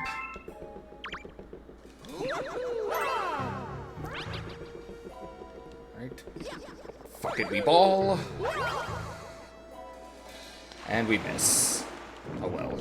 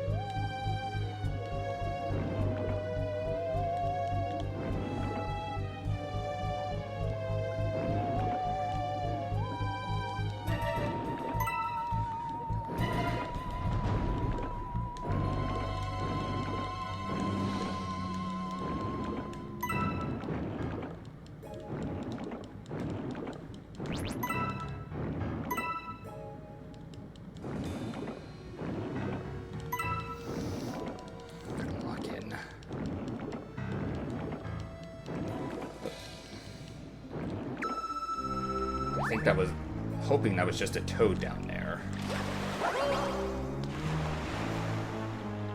Oh, no, don't need to dive. At least not yet.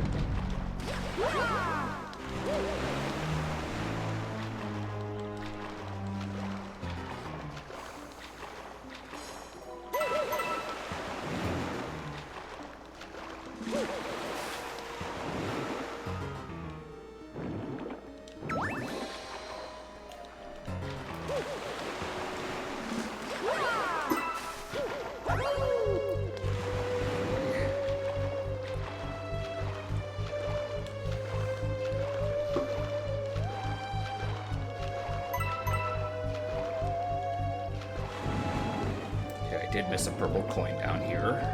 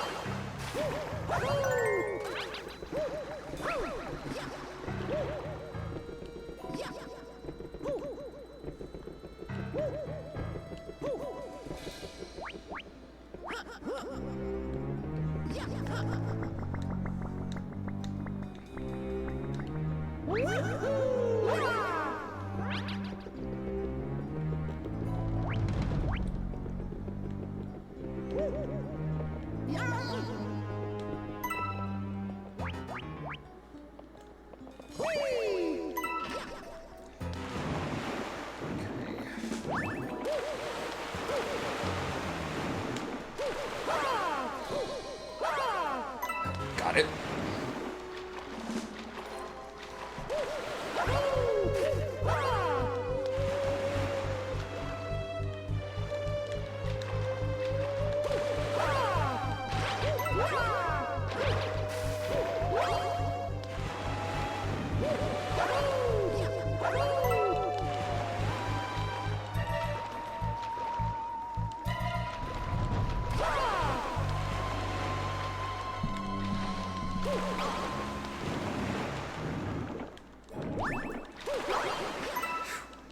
Okay.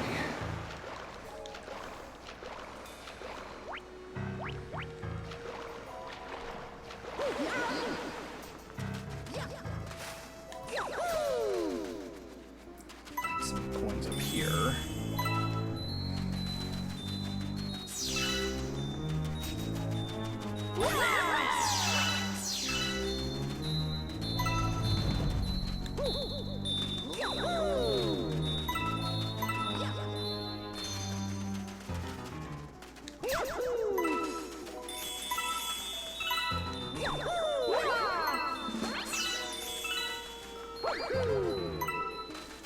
It's 93. Is that a coin or is that a 1-up? I can't see. Oh, it's a coin.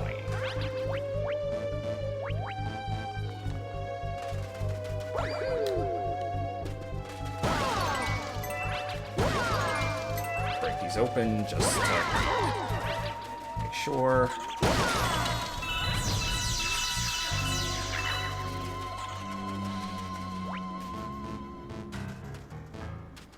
Come on, Mr. Boo.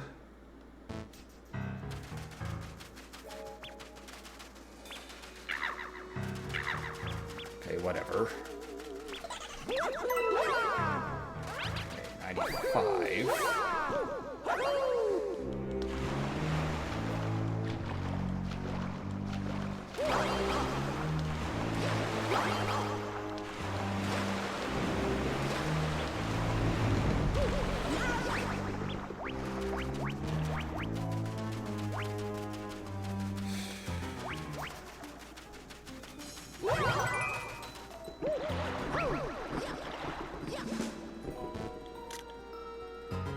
Okay, well, there's 2 of them.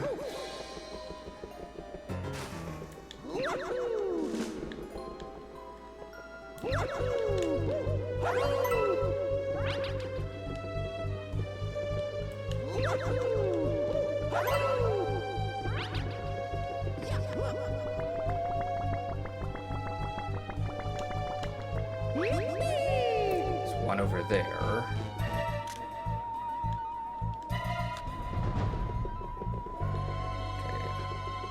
Jump and missed. Okay, oh, there's the last one.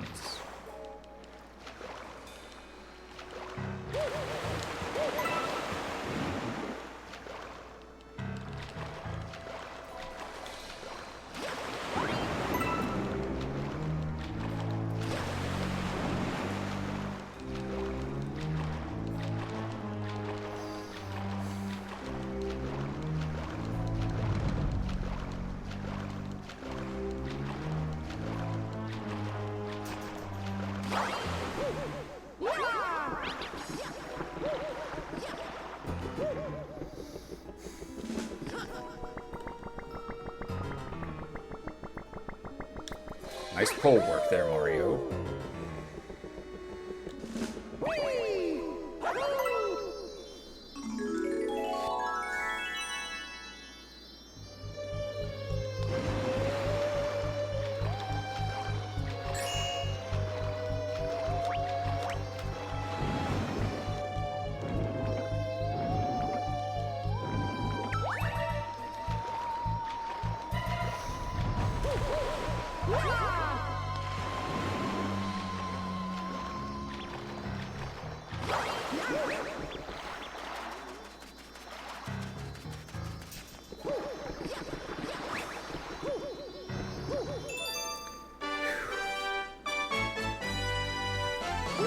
Got a star. Good. Yeah. Oh, yeah. Plunder the purple coins.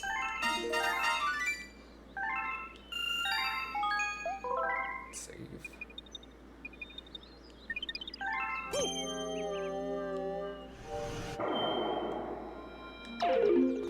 No, fuck you.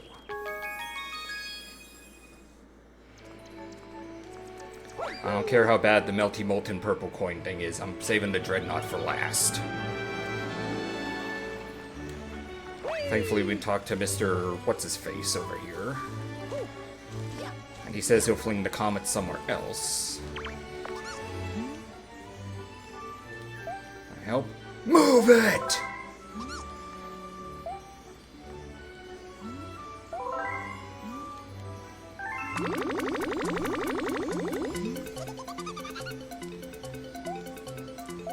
Diddly-doo.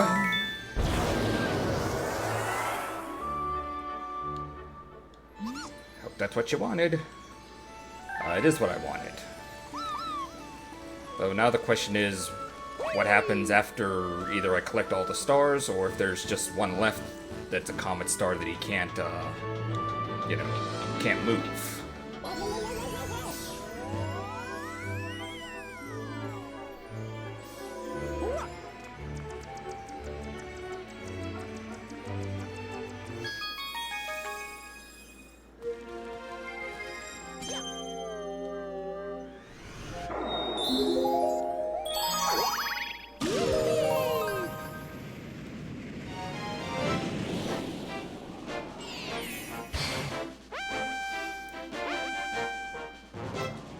Red hot purple coins.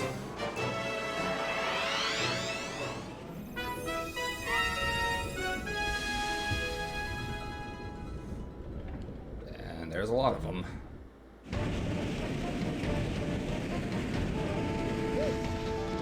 Yes. Thank God it's not timed. I know that means having to collect every single coin, but better than having to chase them down with like a 3-minute timer here.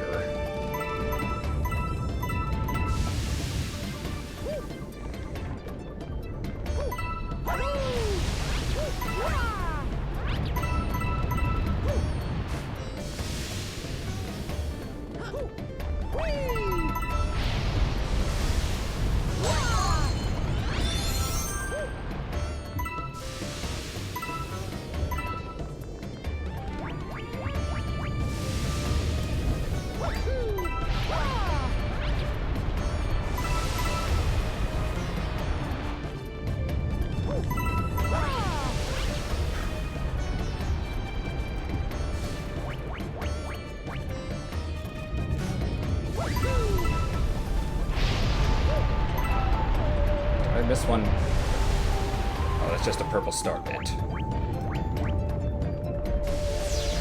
Good say, I thought I missed one for a second there.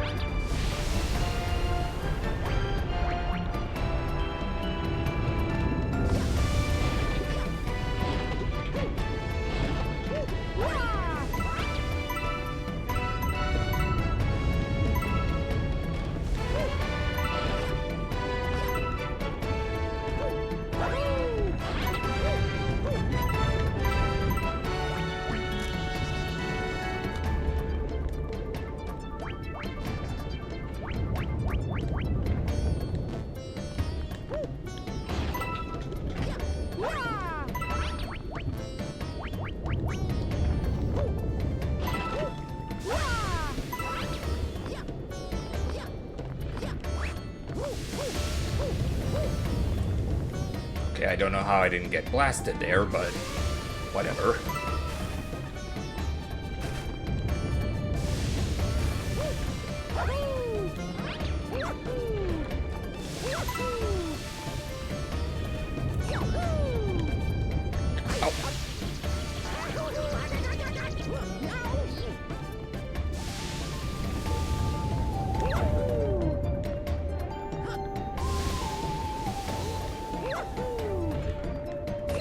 Damn it. Too close. Whatever, I'll take that.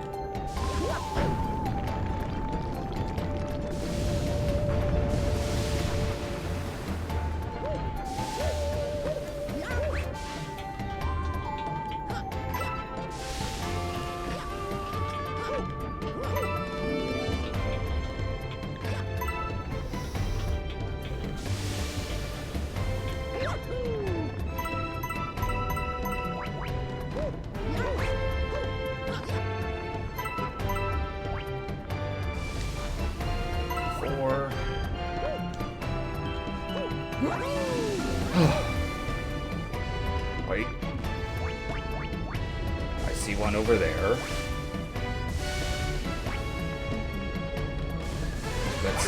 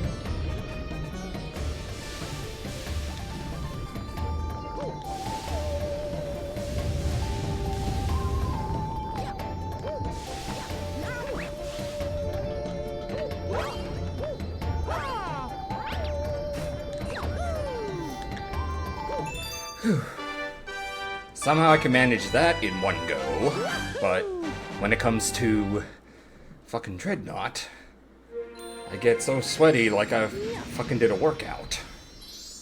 Oh, yeah. And unfortunately, that's the last one.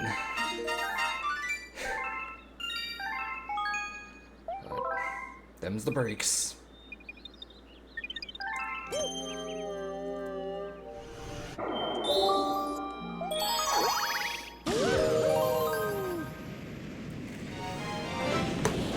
Before I do this, let me go dry my hands off here. I'll be right back.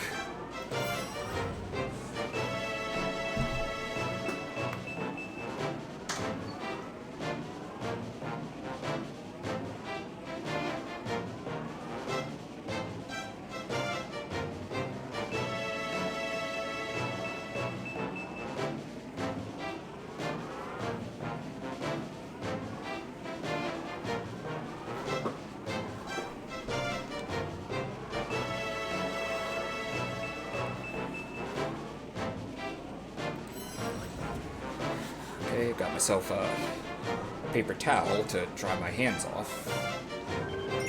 My god, are they sweaty now?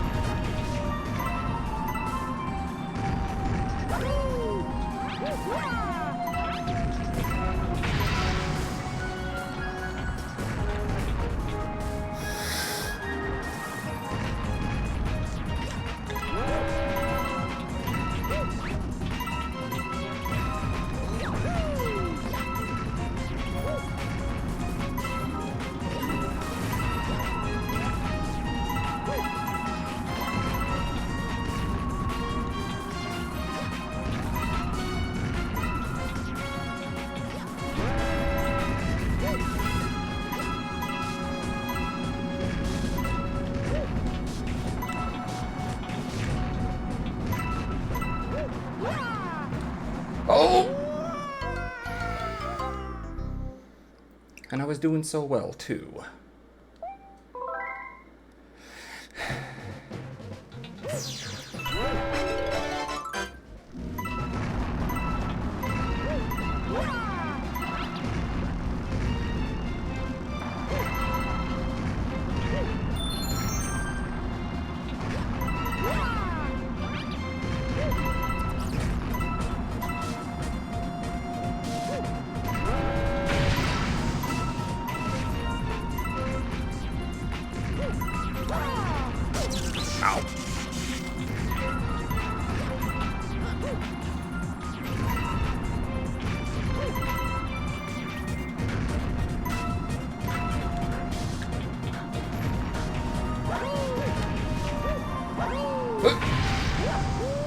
Why didn't I should have gone to the frickin' platform.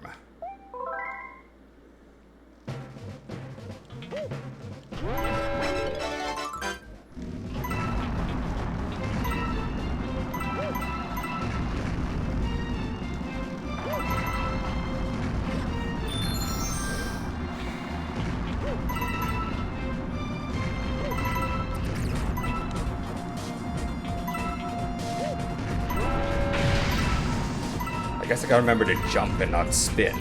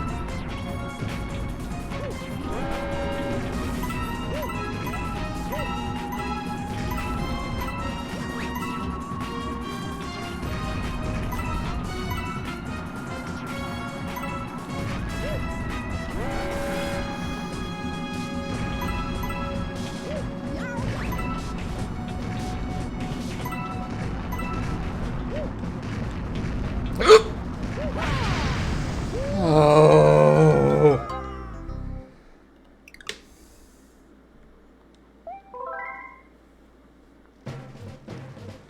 I mean, on paper it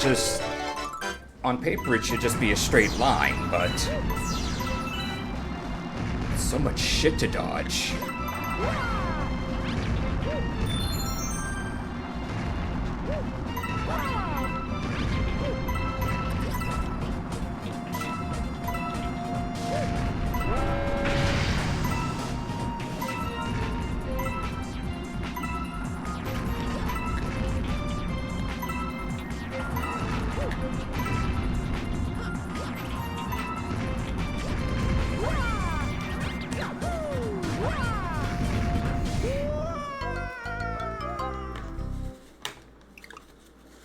Sweaty again.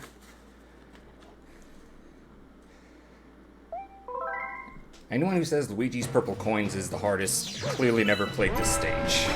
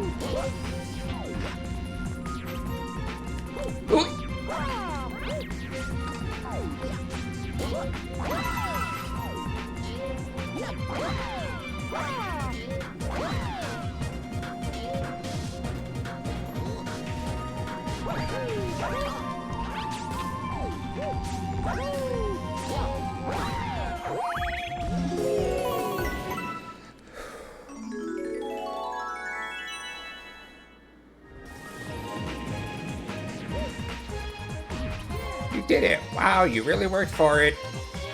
No shit.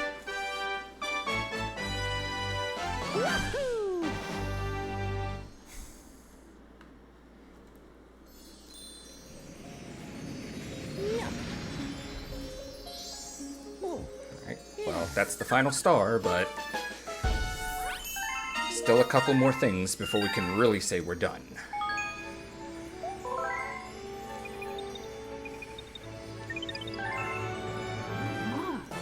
We now have enough star power to go to another world. But before that, we must help your special one.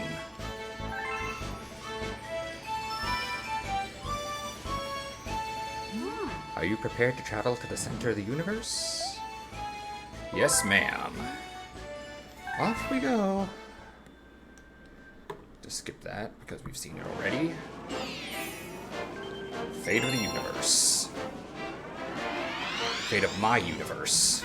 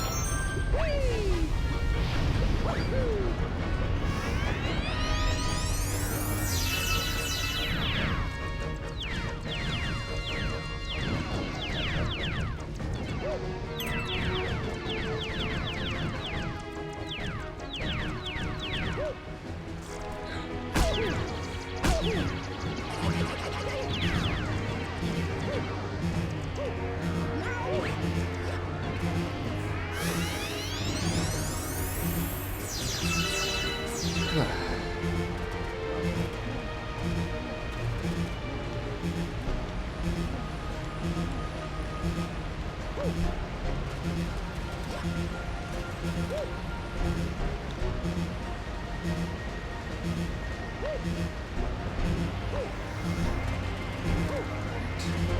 on.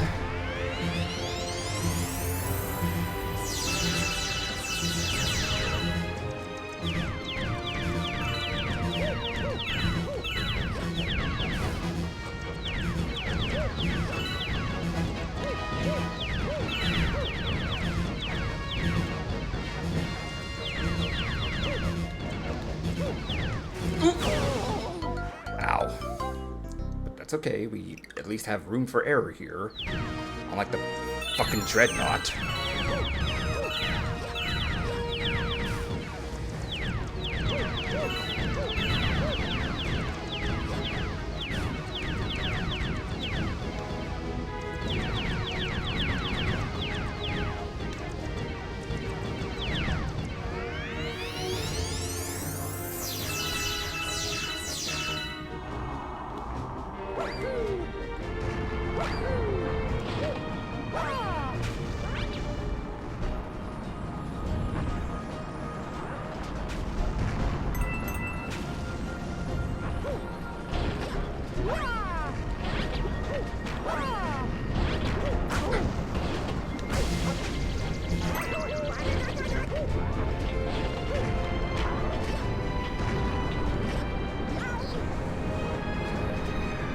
And here comes Big Boy. I don't even know why I'm nervous. I cleared the Dreadnought purple coins. I can handle anything at this point in this game. perfect run, on the other hand, well, whenever I do that in Galaxy 2, that's gonna be a stream in and of itself.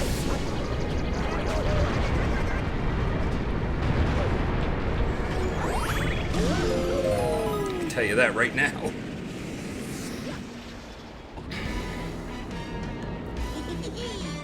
Oh. Looking for Princess Peach? Too bad, she's with me. Shut up, Benny Safdie. I don't even know who you are, so... Why do I even care?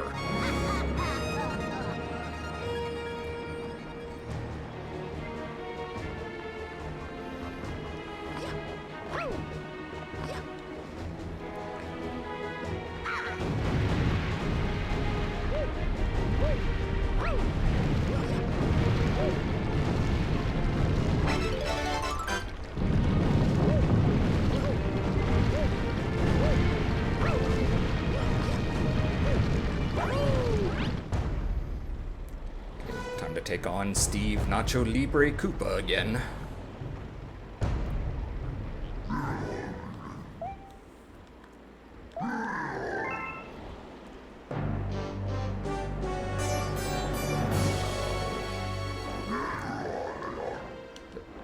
Forever. Big plan to stop you at the top of my list. One-winged Koopa. More or less.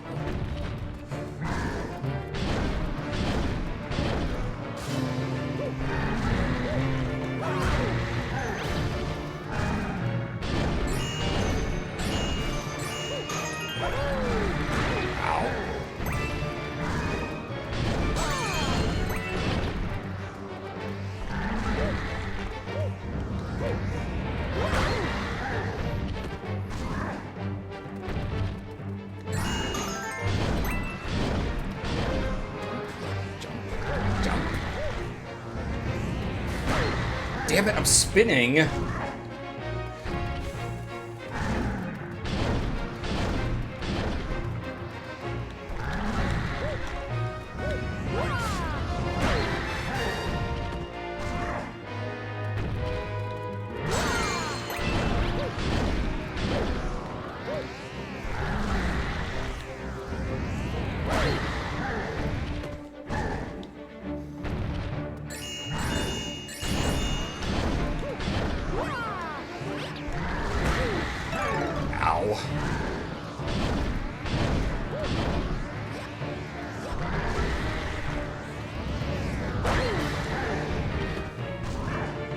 So beat from the Dreadnought, I don't have the patience for this.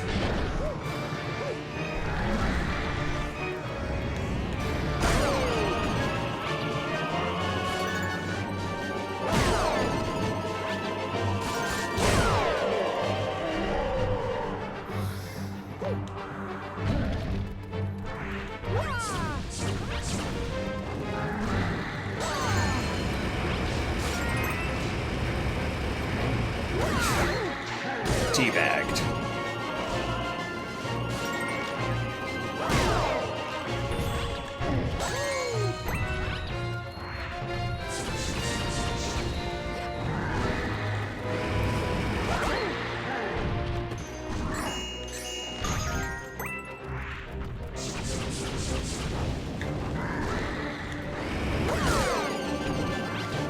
Teabagged.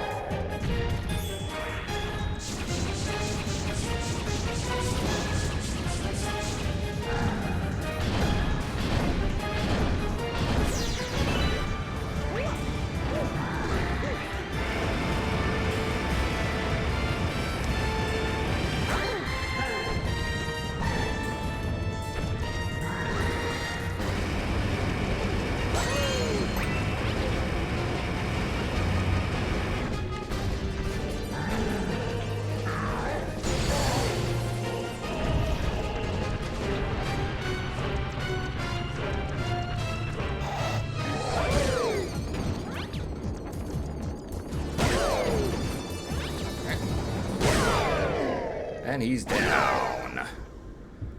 Again.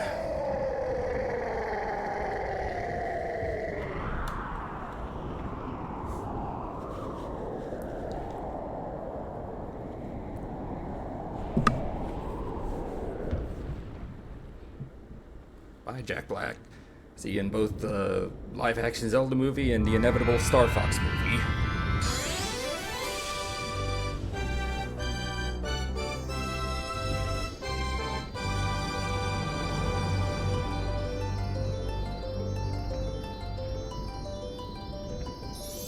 Of course, since we already got the star, it's translucent or clear or whatever, but...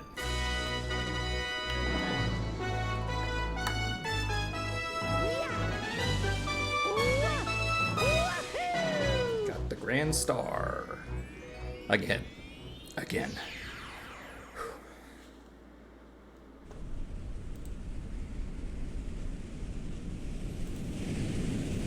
Huh?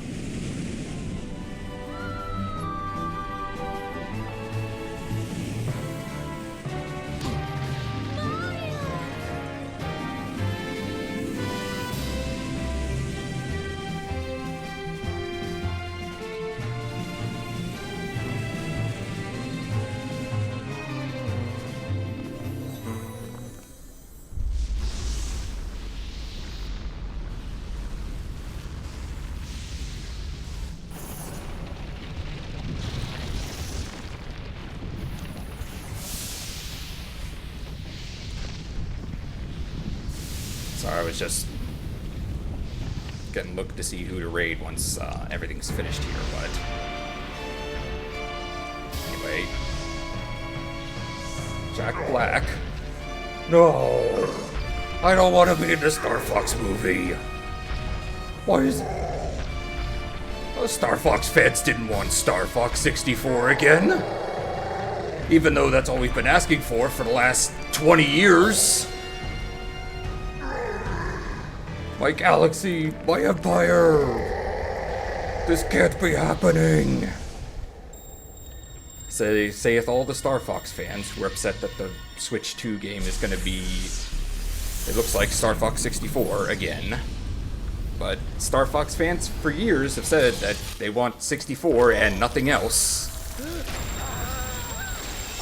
I mean, I know Star Fox Adventures was effectively a Zelda clone, but given all the bullshit that happened behind the scenes to make that happen, you can kind of forgive that. Then Assault happened to show that they really were serious about making a proper Star Fox game for the GameCube, and everyone said they hated that. Then they decided to do something different with Star Fox Command on the DS, and again the fans hated it.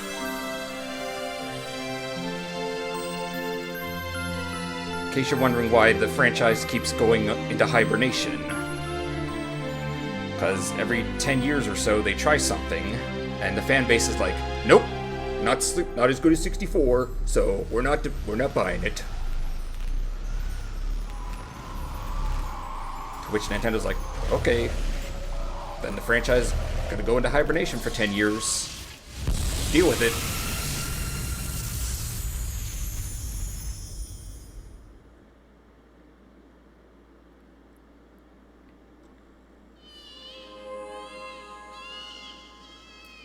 Back here, we can hear the Star Fox fans crying. I didn't want Star Fox 64! Nintendo, then why did you ask for it? Those newborns will grow up to become neckbeards.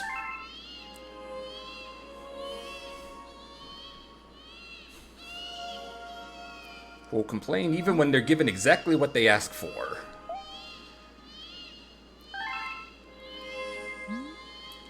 Cycle never repeats itself. It doesn't repeat, but it does rhyme. Yes, you'll see. Yeah, we're kind of already seeing now. It's... again, it doesn't... not a repeat, but a rhyme.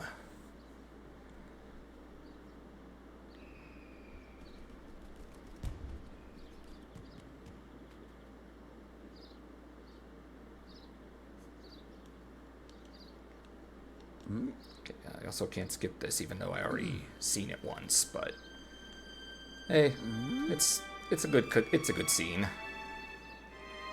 Might as well let it play out.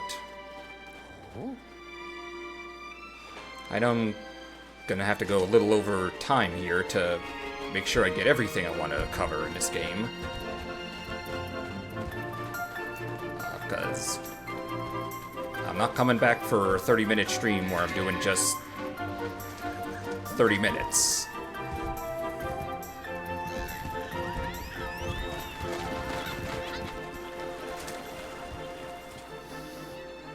But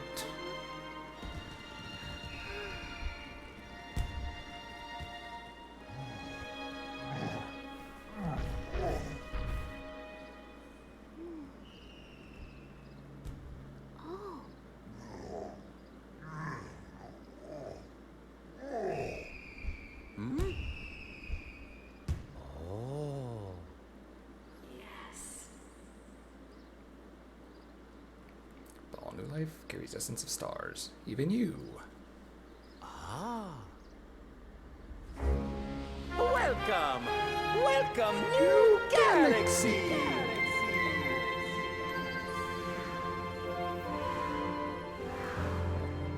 And even though we beat it before, everything is arranged exactly as it was, despite Rosalina herself saying it's never exactly the same.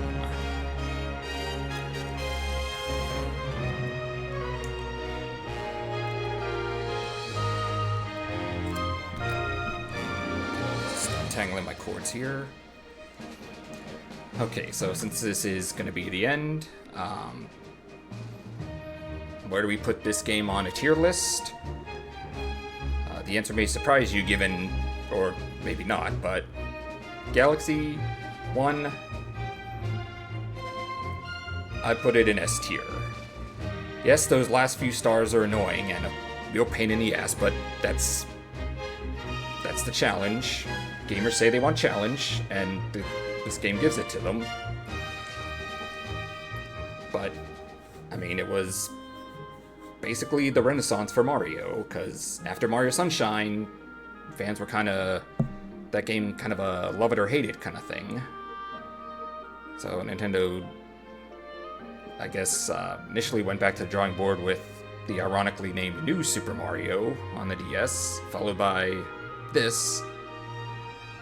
And the fact they actually made a sequel, Galaxy 2, instead of just leaving it at this, shows they clearly enjoyed the concept, or they must have, or they just had so many ideas that they just couldn't fit them all in one game. So they had to split them into two, effectively. In fact, I think that was Miyamoto's explanation here as to why they did Galaxy 2 in the first place, was just so many different ideas came to them that they decided to make a new game.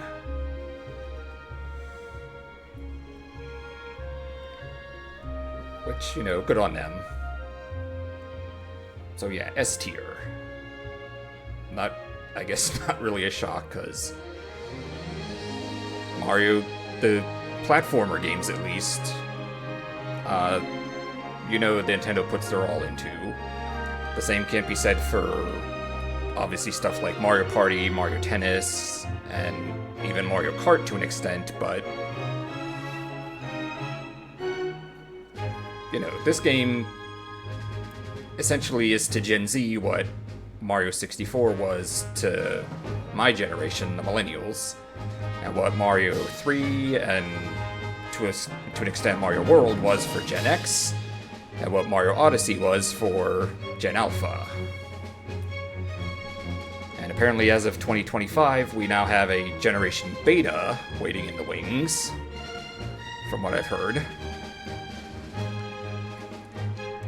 So, going off of that, we'll probably get the next big Mario 3D platformer in, like, 2030 for that generation.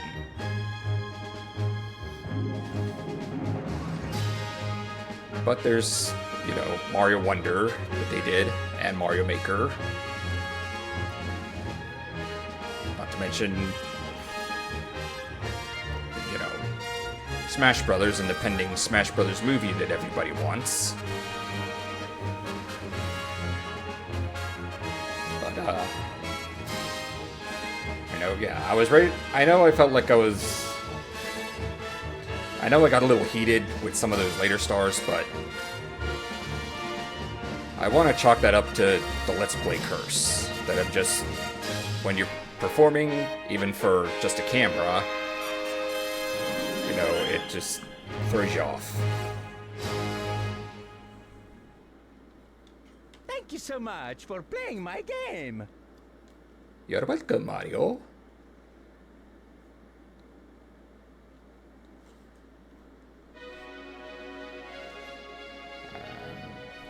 What do we got here?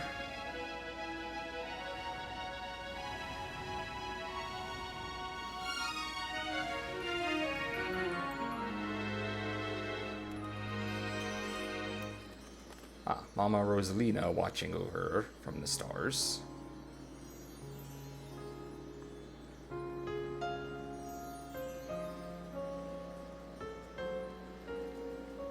Thank you. I will watch over you from beyond the stars. Except, no you won't, because you'll come down for kart racing, playing tennis, fighting other Nintendo characters, to the point where people complain about you just being another Daisy, but then, given what they did with putting Rosalina in the Switch 2 edition of Mario Wonder, and the Galaxy movie, I think Nintendo tried to remedy that in terms of, yeah, we know we can do more with Rosalina, we're gonna do more with her.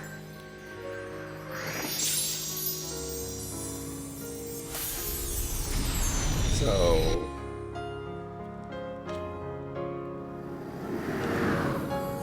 I mean, what are they gonna do with Rosalina in the future?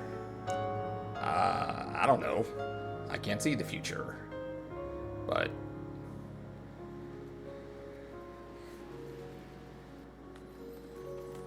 you know, if you follow Nintendo enough, you know, you kind of know their pattern and the way they work. For better or for worse. Super Luigi Galaxy! And because we got 120 stars, we got a meme. Playing as Luigi.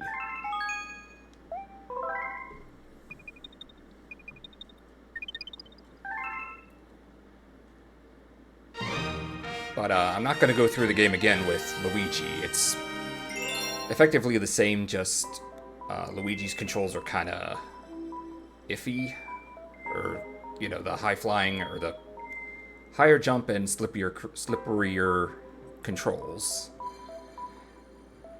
To go through the game again for another 120 stars, but we're not going to do that. Instead, we're going to go to Mario! this file I had here from 2018, which was the last time I played this, because the last reward I'm looking at here is one we can only get after getting 120 stars with both Mario and Luigi.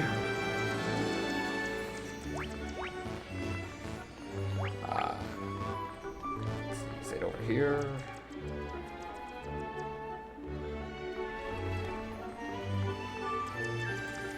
What do you got to say, buddy? Would you like to see the map? Go.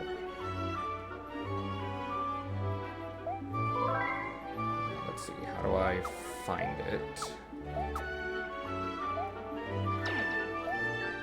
Last but not.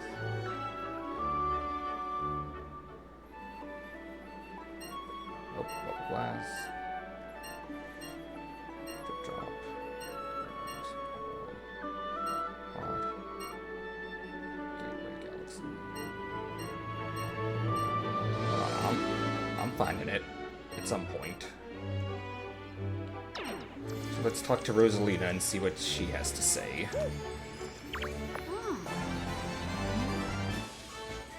Prepared to travel to the center of the universe? No. Please speak to me again when you're ready.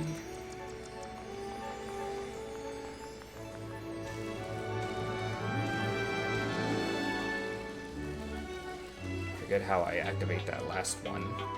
Let's see. Sorry. Time beat. Yeah! The Lumos are gonna lead you to the Tribe Galaxies. Carry on without us.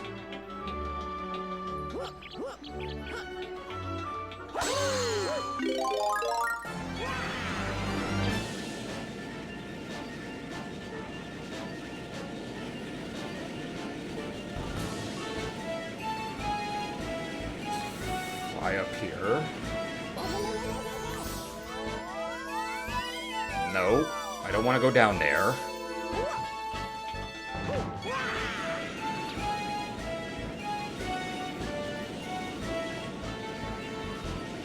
Is it at the gate?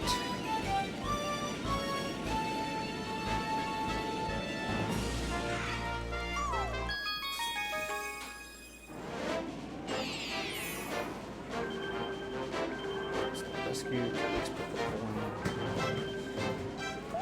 No, that's not it.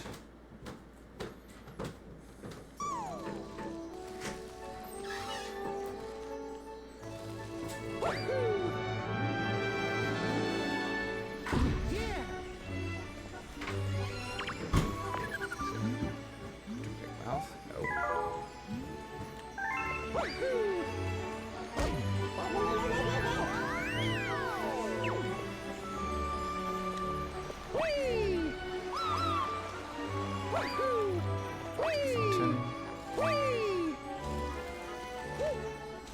Maybe I talk to this guy now.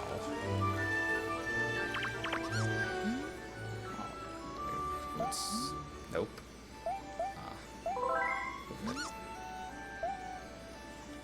Never mind. I already got all the stars here.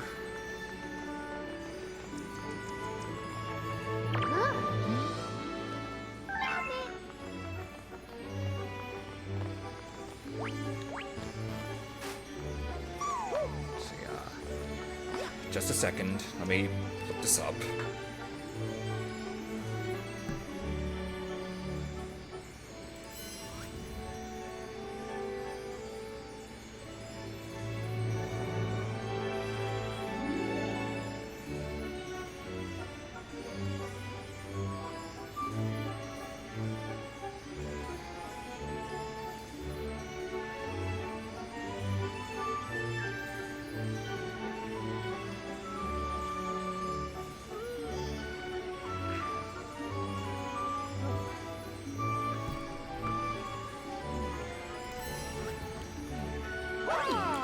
Okay, I was on the right track.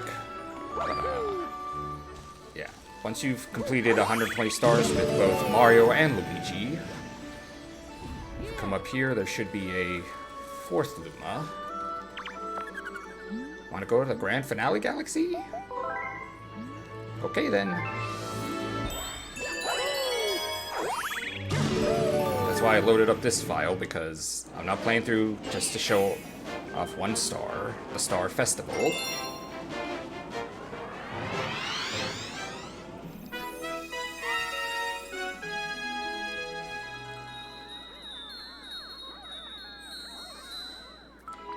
And as for this, it's just sort of a congratulations stage.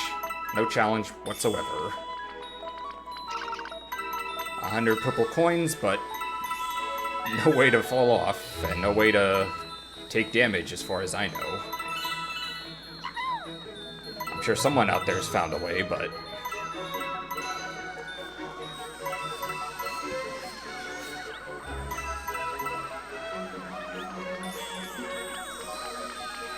yeah, this is just the game's final reward, basically. They're going through the gauntlet of, between Mario and Luigi, 240 stars. Mr. Mario, you gotta hear this. We did such a good job, they're promoting us to Royal Guards. With me as the Royal Guard Commander, no one will ever kidnap Princess Peach again. Ever! Koopas, Boos, giant overgrown moles, whatever. Bring it on!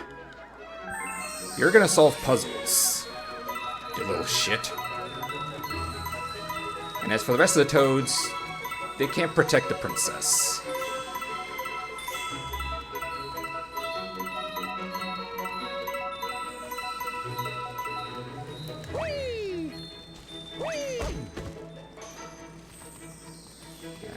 purple coin is up here. I think I can just...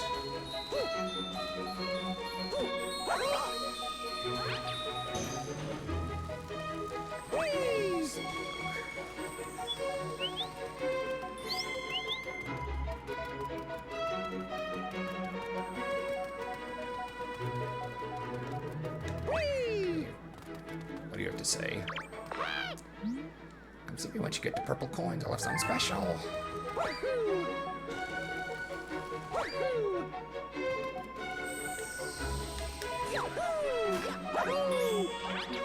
Alright.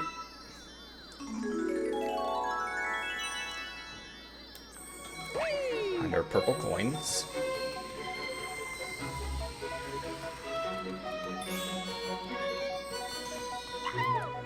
Mario, there's a congratulations letter here for you. Let's see it. Send a letter to the Wii message board.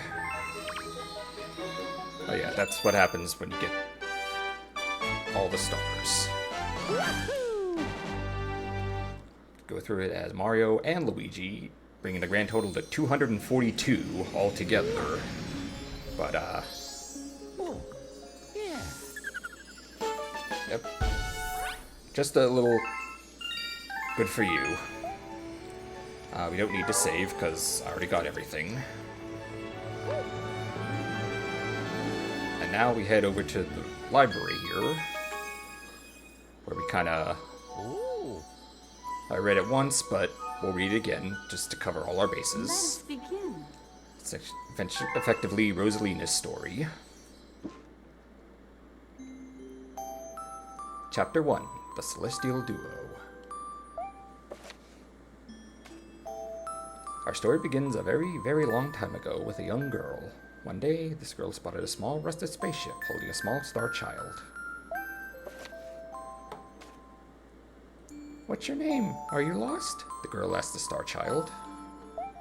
I'm Luma, and I'm waiting for Mama. She's coming for me on a comet, said the star child, who had been waiting day and night. Don't worry, I'll wait with you, the little girl promised Luma. At nightfall, the little girl borrowed her father's telescope and peered into the sky. She looked and looked, but she saw nothing. Hours turned into days, and then years, but still the sky revealed nothing. Finally, the little girl sighed and said to Luma, If we stay here looking much longer, I'll be an old lady soon. But then she had an idea. Why don't we go out there and find your mother ourselves? The girl and Luma fixed up the rusty spaceship, and then the two set sail into the starry sky. And this is how the search for the celestial mother began. Chapter 2, Starbits. Days passed with no sight of the comet or even a single planet. Instead, asteroids extended for as far as the eye could see. If I had known it was going to take this long, I would have packed more jam, said the little girl above the rumble of her belly. Before they left, she had packed all the essentials. Telescope, butterfly net, stuffed bunny, bread, milk, jam, and apricot-flavored tea, but...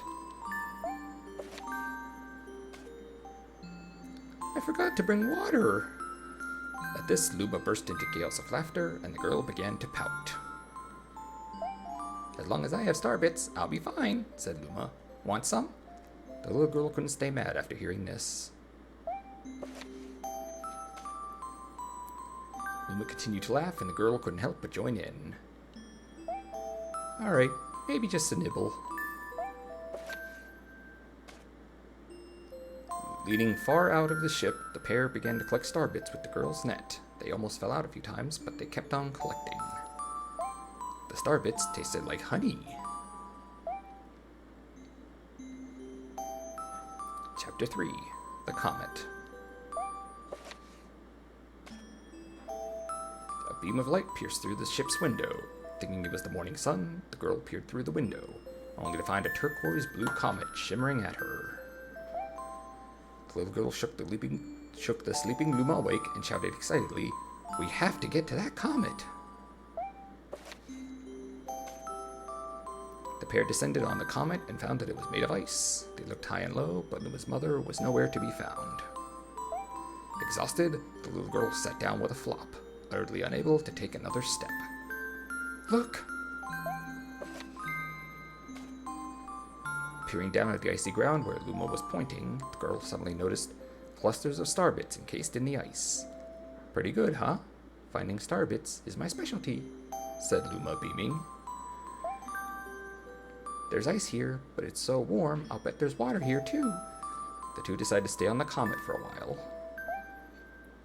Riding the turquoise comet, the pair continued their search for Luma's mother. Chapter 4. The Dream. One night, the girl dreamed about her own mother. Where are you going? She asked, her mother's retreating back. Without turning, her mother replied, Don't fret, dearest. I'm not going anywhere. I'm always watching over you, like the sun in the day and the moon in the night. A wave of sadness washed over the girl. But what about when it rains, and I can't see the sun or the moon? Her mother thought for a moment before responding. I will turn into a star in the clouds and wait for your tears to dry. When she awoke, the girl's face was damp with tears. You have star bits in your eyes, said Luma to the girl. Wiping her face, the girl replied, These are tears, not star bits. I'm crying because I'll never see my mother ever again. At this, Luma began to cry too. Mama, oh, Mama, wah! The pair traveled through the starry skies, and though they encountered many other comets, not one of them held Luma's mother. Luma was despondent. Now, Luma, the rain clouds won't go away if you keep crying, the girl said, giving Luma a squeeze. I'll give you a present if you stop. The girl closed her eyes and said gently, I'll take care of you. With these words, she felt a small spark in her heart.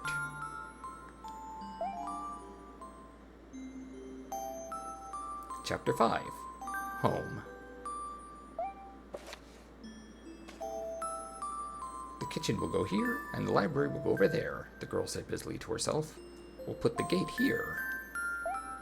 Ever since the girl took Luma under her care, she'd been bustling about at a feverish pace. It's a lot of work, but it's worth it to make a happy home. It turned out that star bits weren't the only things buried in the ice. There were tools and furniture unlike any they had ever seen, and the girl used them to build a home. Looking at the completed house, Luma remarked, Don't you think it's awfully big for just the two of us? With a library, bedroom, kitchen, fountain, and gate, it was certainly spacious, but still, something seemed to be missing. If only my father, brother, and mother were here, the girl said wistfully. Indeed, the house was too large for its two small residents. That night, clutching her favorite stuffed bunny close to her heart, the girl fell asleep in the starship.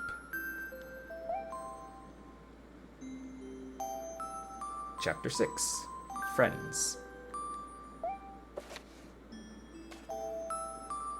Then one day, while the girl sat sipping tea, a tiny apricot-flavored planet appeared on the horizon.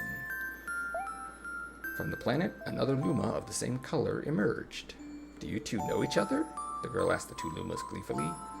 Despite the girl's excitement, they seemed uneasy. The two Lumas neither drew closer nor backed away from each other. Instead, they just stared. Then one Luma broke the silence. My mama! At once, the apricot Luma parroted back. My mama! My mama! My mama! My mama! The two Lumas began to dance around the girl frantically, and neither showed any sign of stopping. The girl was so charmed by this adorable scene that she couldn't help but laugh. And that's when something very strange happened. Suddenly, more Lumas began to pop out from the apricot planet. They were different colors, but they all shouted the same thing. My mama! My mama! The sight of all the shouting Lumas only made the girl laugh harder. What am I going to do with all these children? The Lumas just stared blankly as she doubled over laughing. I guess we'll have to name each and every one of you. Tomorrow, once she had finished naming them all, she would begin moving all the Lumas into the new house. Chapter 7. The Telescope.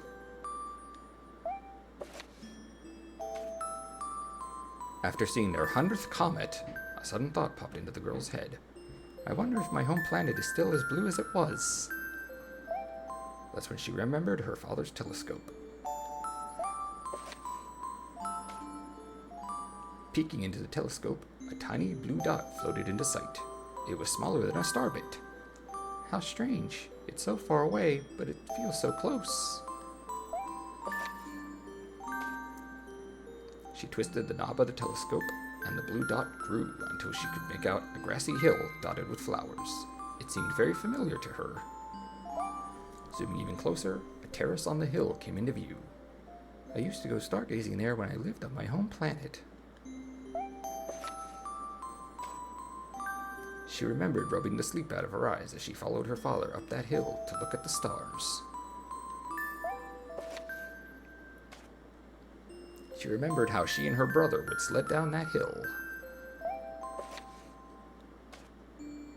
She remembered having picnics with her mother on that hill on bright and windy days. And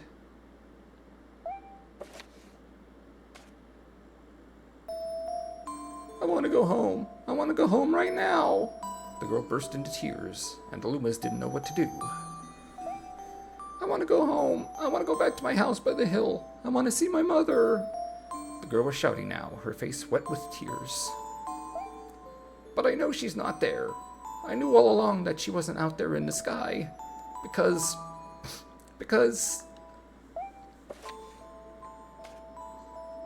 she's sleeping under the tree on the hill. The girl's cries echoed through the stars, and a hush fell over the area. Chapter 8. The Wish. Though usually quite cheery, one day the girl became sad again. Luma drew close and tried to comfort her. Mama, you still have me. And don't be sad about your mama, because she's a part of you. That means she's always close by. It's like me. I love starbits because they remind me of my mama.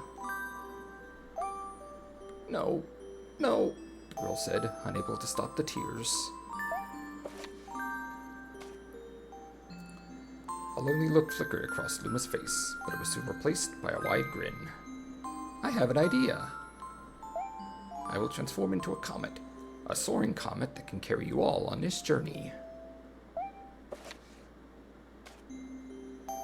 With that, Luma, trailing bands of white, soared high into the sky and just as quickly started to plummet back down. Kaboom! Kablam! The ground shook and a bright light poured out of the crater that the Luma had created.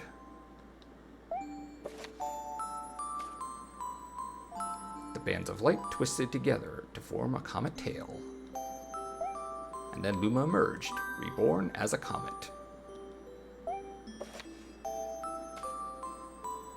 The girl could scarcely believe her eyes. But how? She kept asking. Our destiny as Lumas is to transform into different things, said a red Luma who had suddenly appeared. Stars, comets, planets, we can become all of these things. When I grow up, I want to become a star that makes someone special smile, said a green Luma. Blue Luma chimed in. That Luma turned into a real cutie of a comet, didn't he? All of the Lumas together said, No more crying, Mama. Thank you, said the girl in a whisper, and she pulled the Lumas close and hugged them. From that day on, starbits no longer fell from the girl's eyes. The comet set forth for the girl's home planet, its long tail blazing proudly behind it. Final chapter. Family.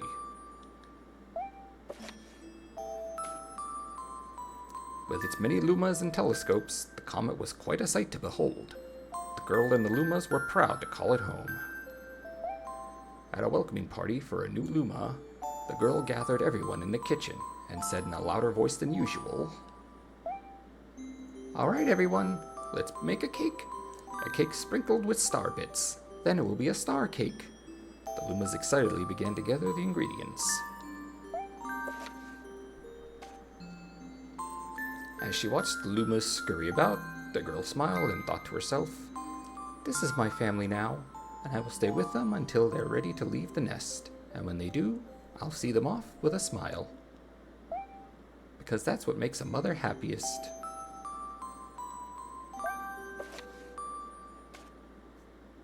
That night, when the girl lay down to sleep, a soft light enveloped her and reminded her of the blue planet she once called home. But it would be nice to return home once every 100 years to nap in my favorite sleeping nook.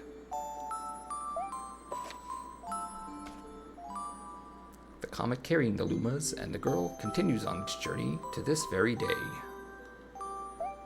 With more family members in tow that can be counted, it's said that the comet visits the girl's home planet once every 100 years, its proud white tail glittering in the sky.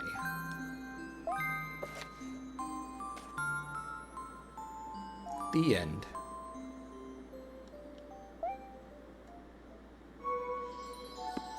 That's all. That's all. My story is finished.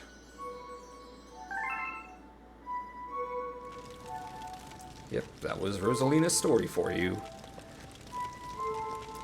A massive amount of lore for a Mario game. In fact, Yoshiaki Koizumi, who wrote Rosalina's story, actually wanted to go even further with it, but from what I gather, Miyamoto stepped in and basically pulled the plug on pushing Rosalina's story any further. Which is why in Galaxy 2, there's barely any story at all. But given how,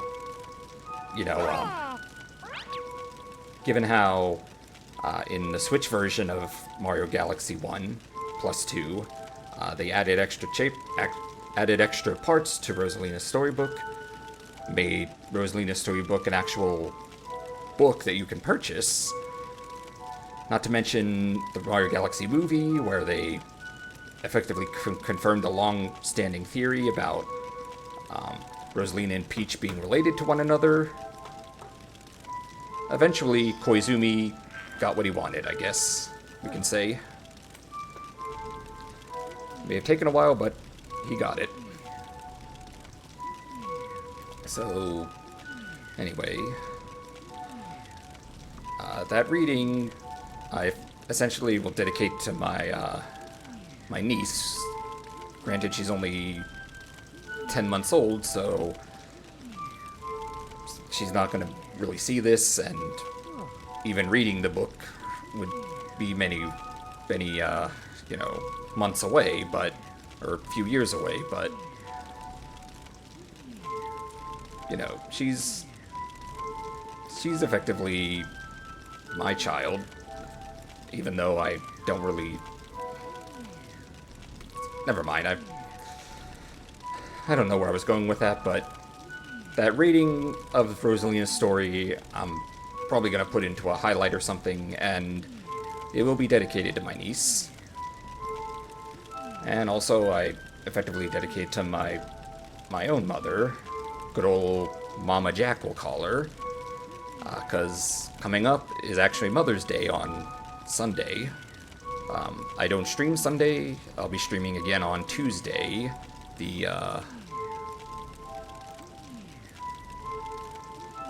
Tuesday the 12th. As for what I'll be streaming, I have not 100% decided yet, but I will be back on Tuesday the 12th with a new game that I'll be streaming. And one more time here, since, Mother's Day's coming up, and to Mama Jack, if you see this, happy early Mother's Day. Alright, given how far I ran up time here, there's not going to be a raid. Instead, I'm just going to end right here, but until next time, this is Jackrid VT. Ride the wind.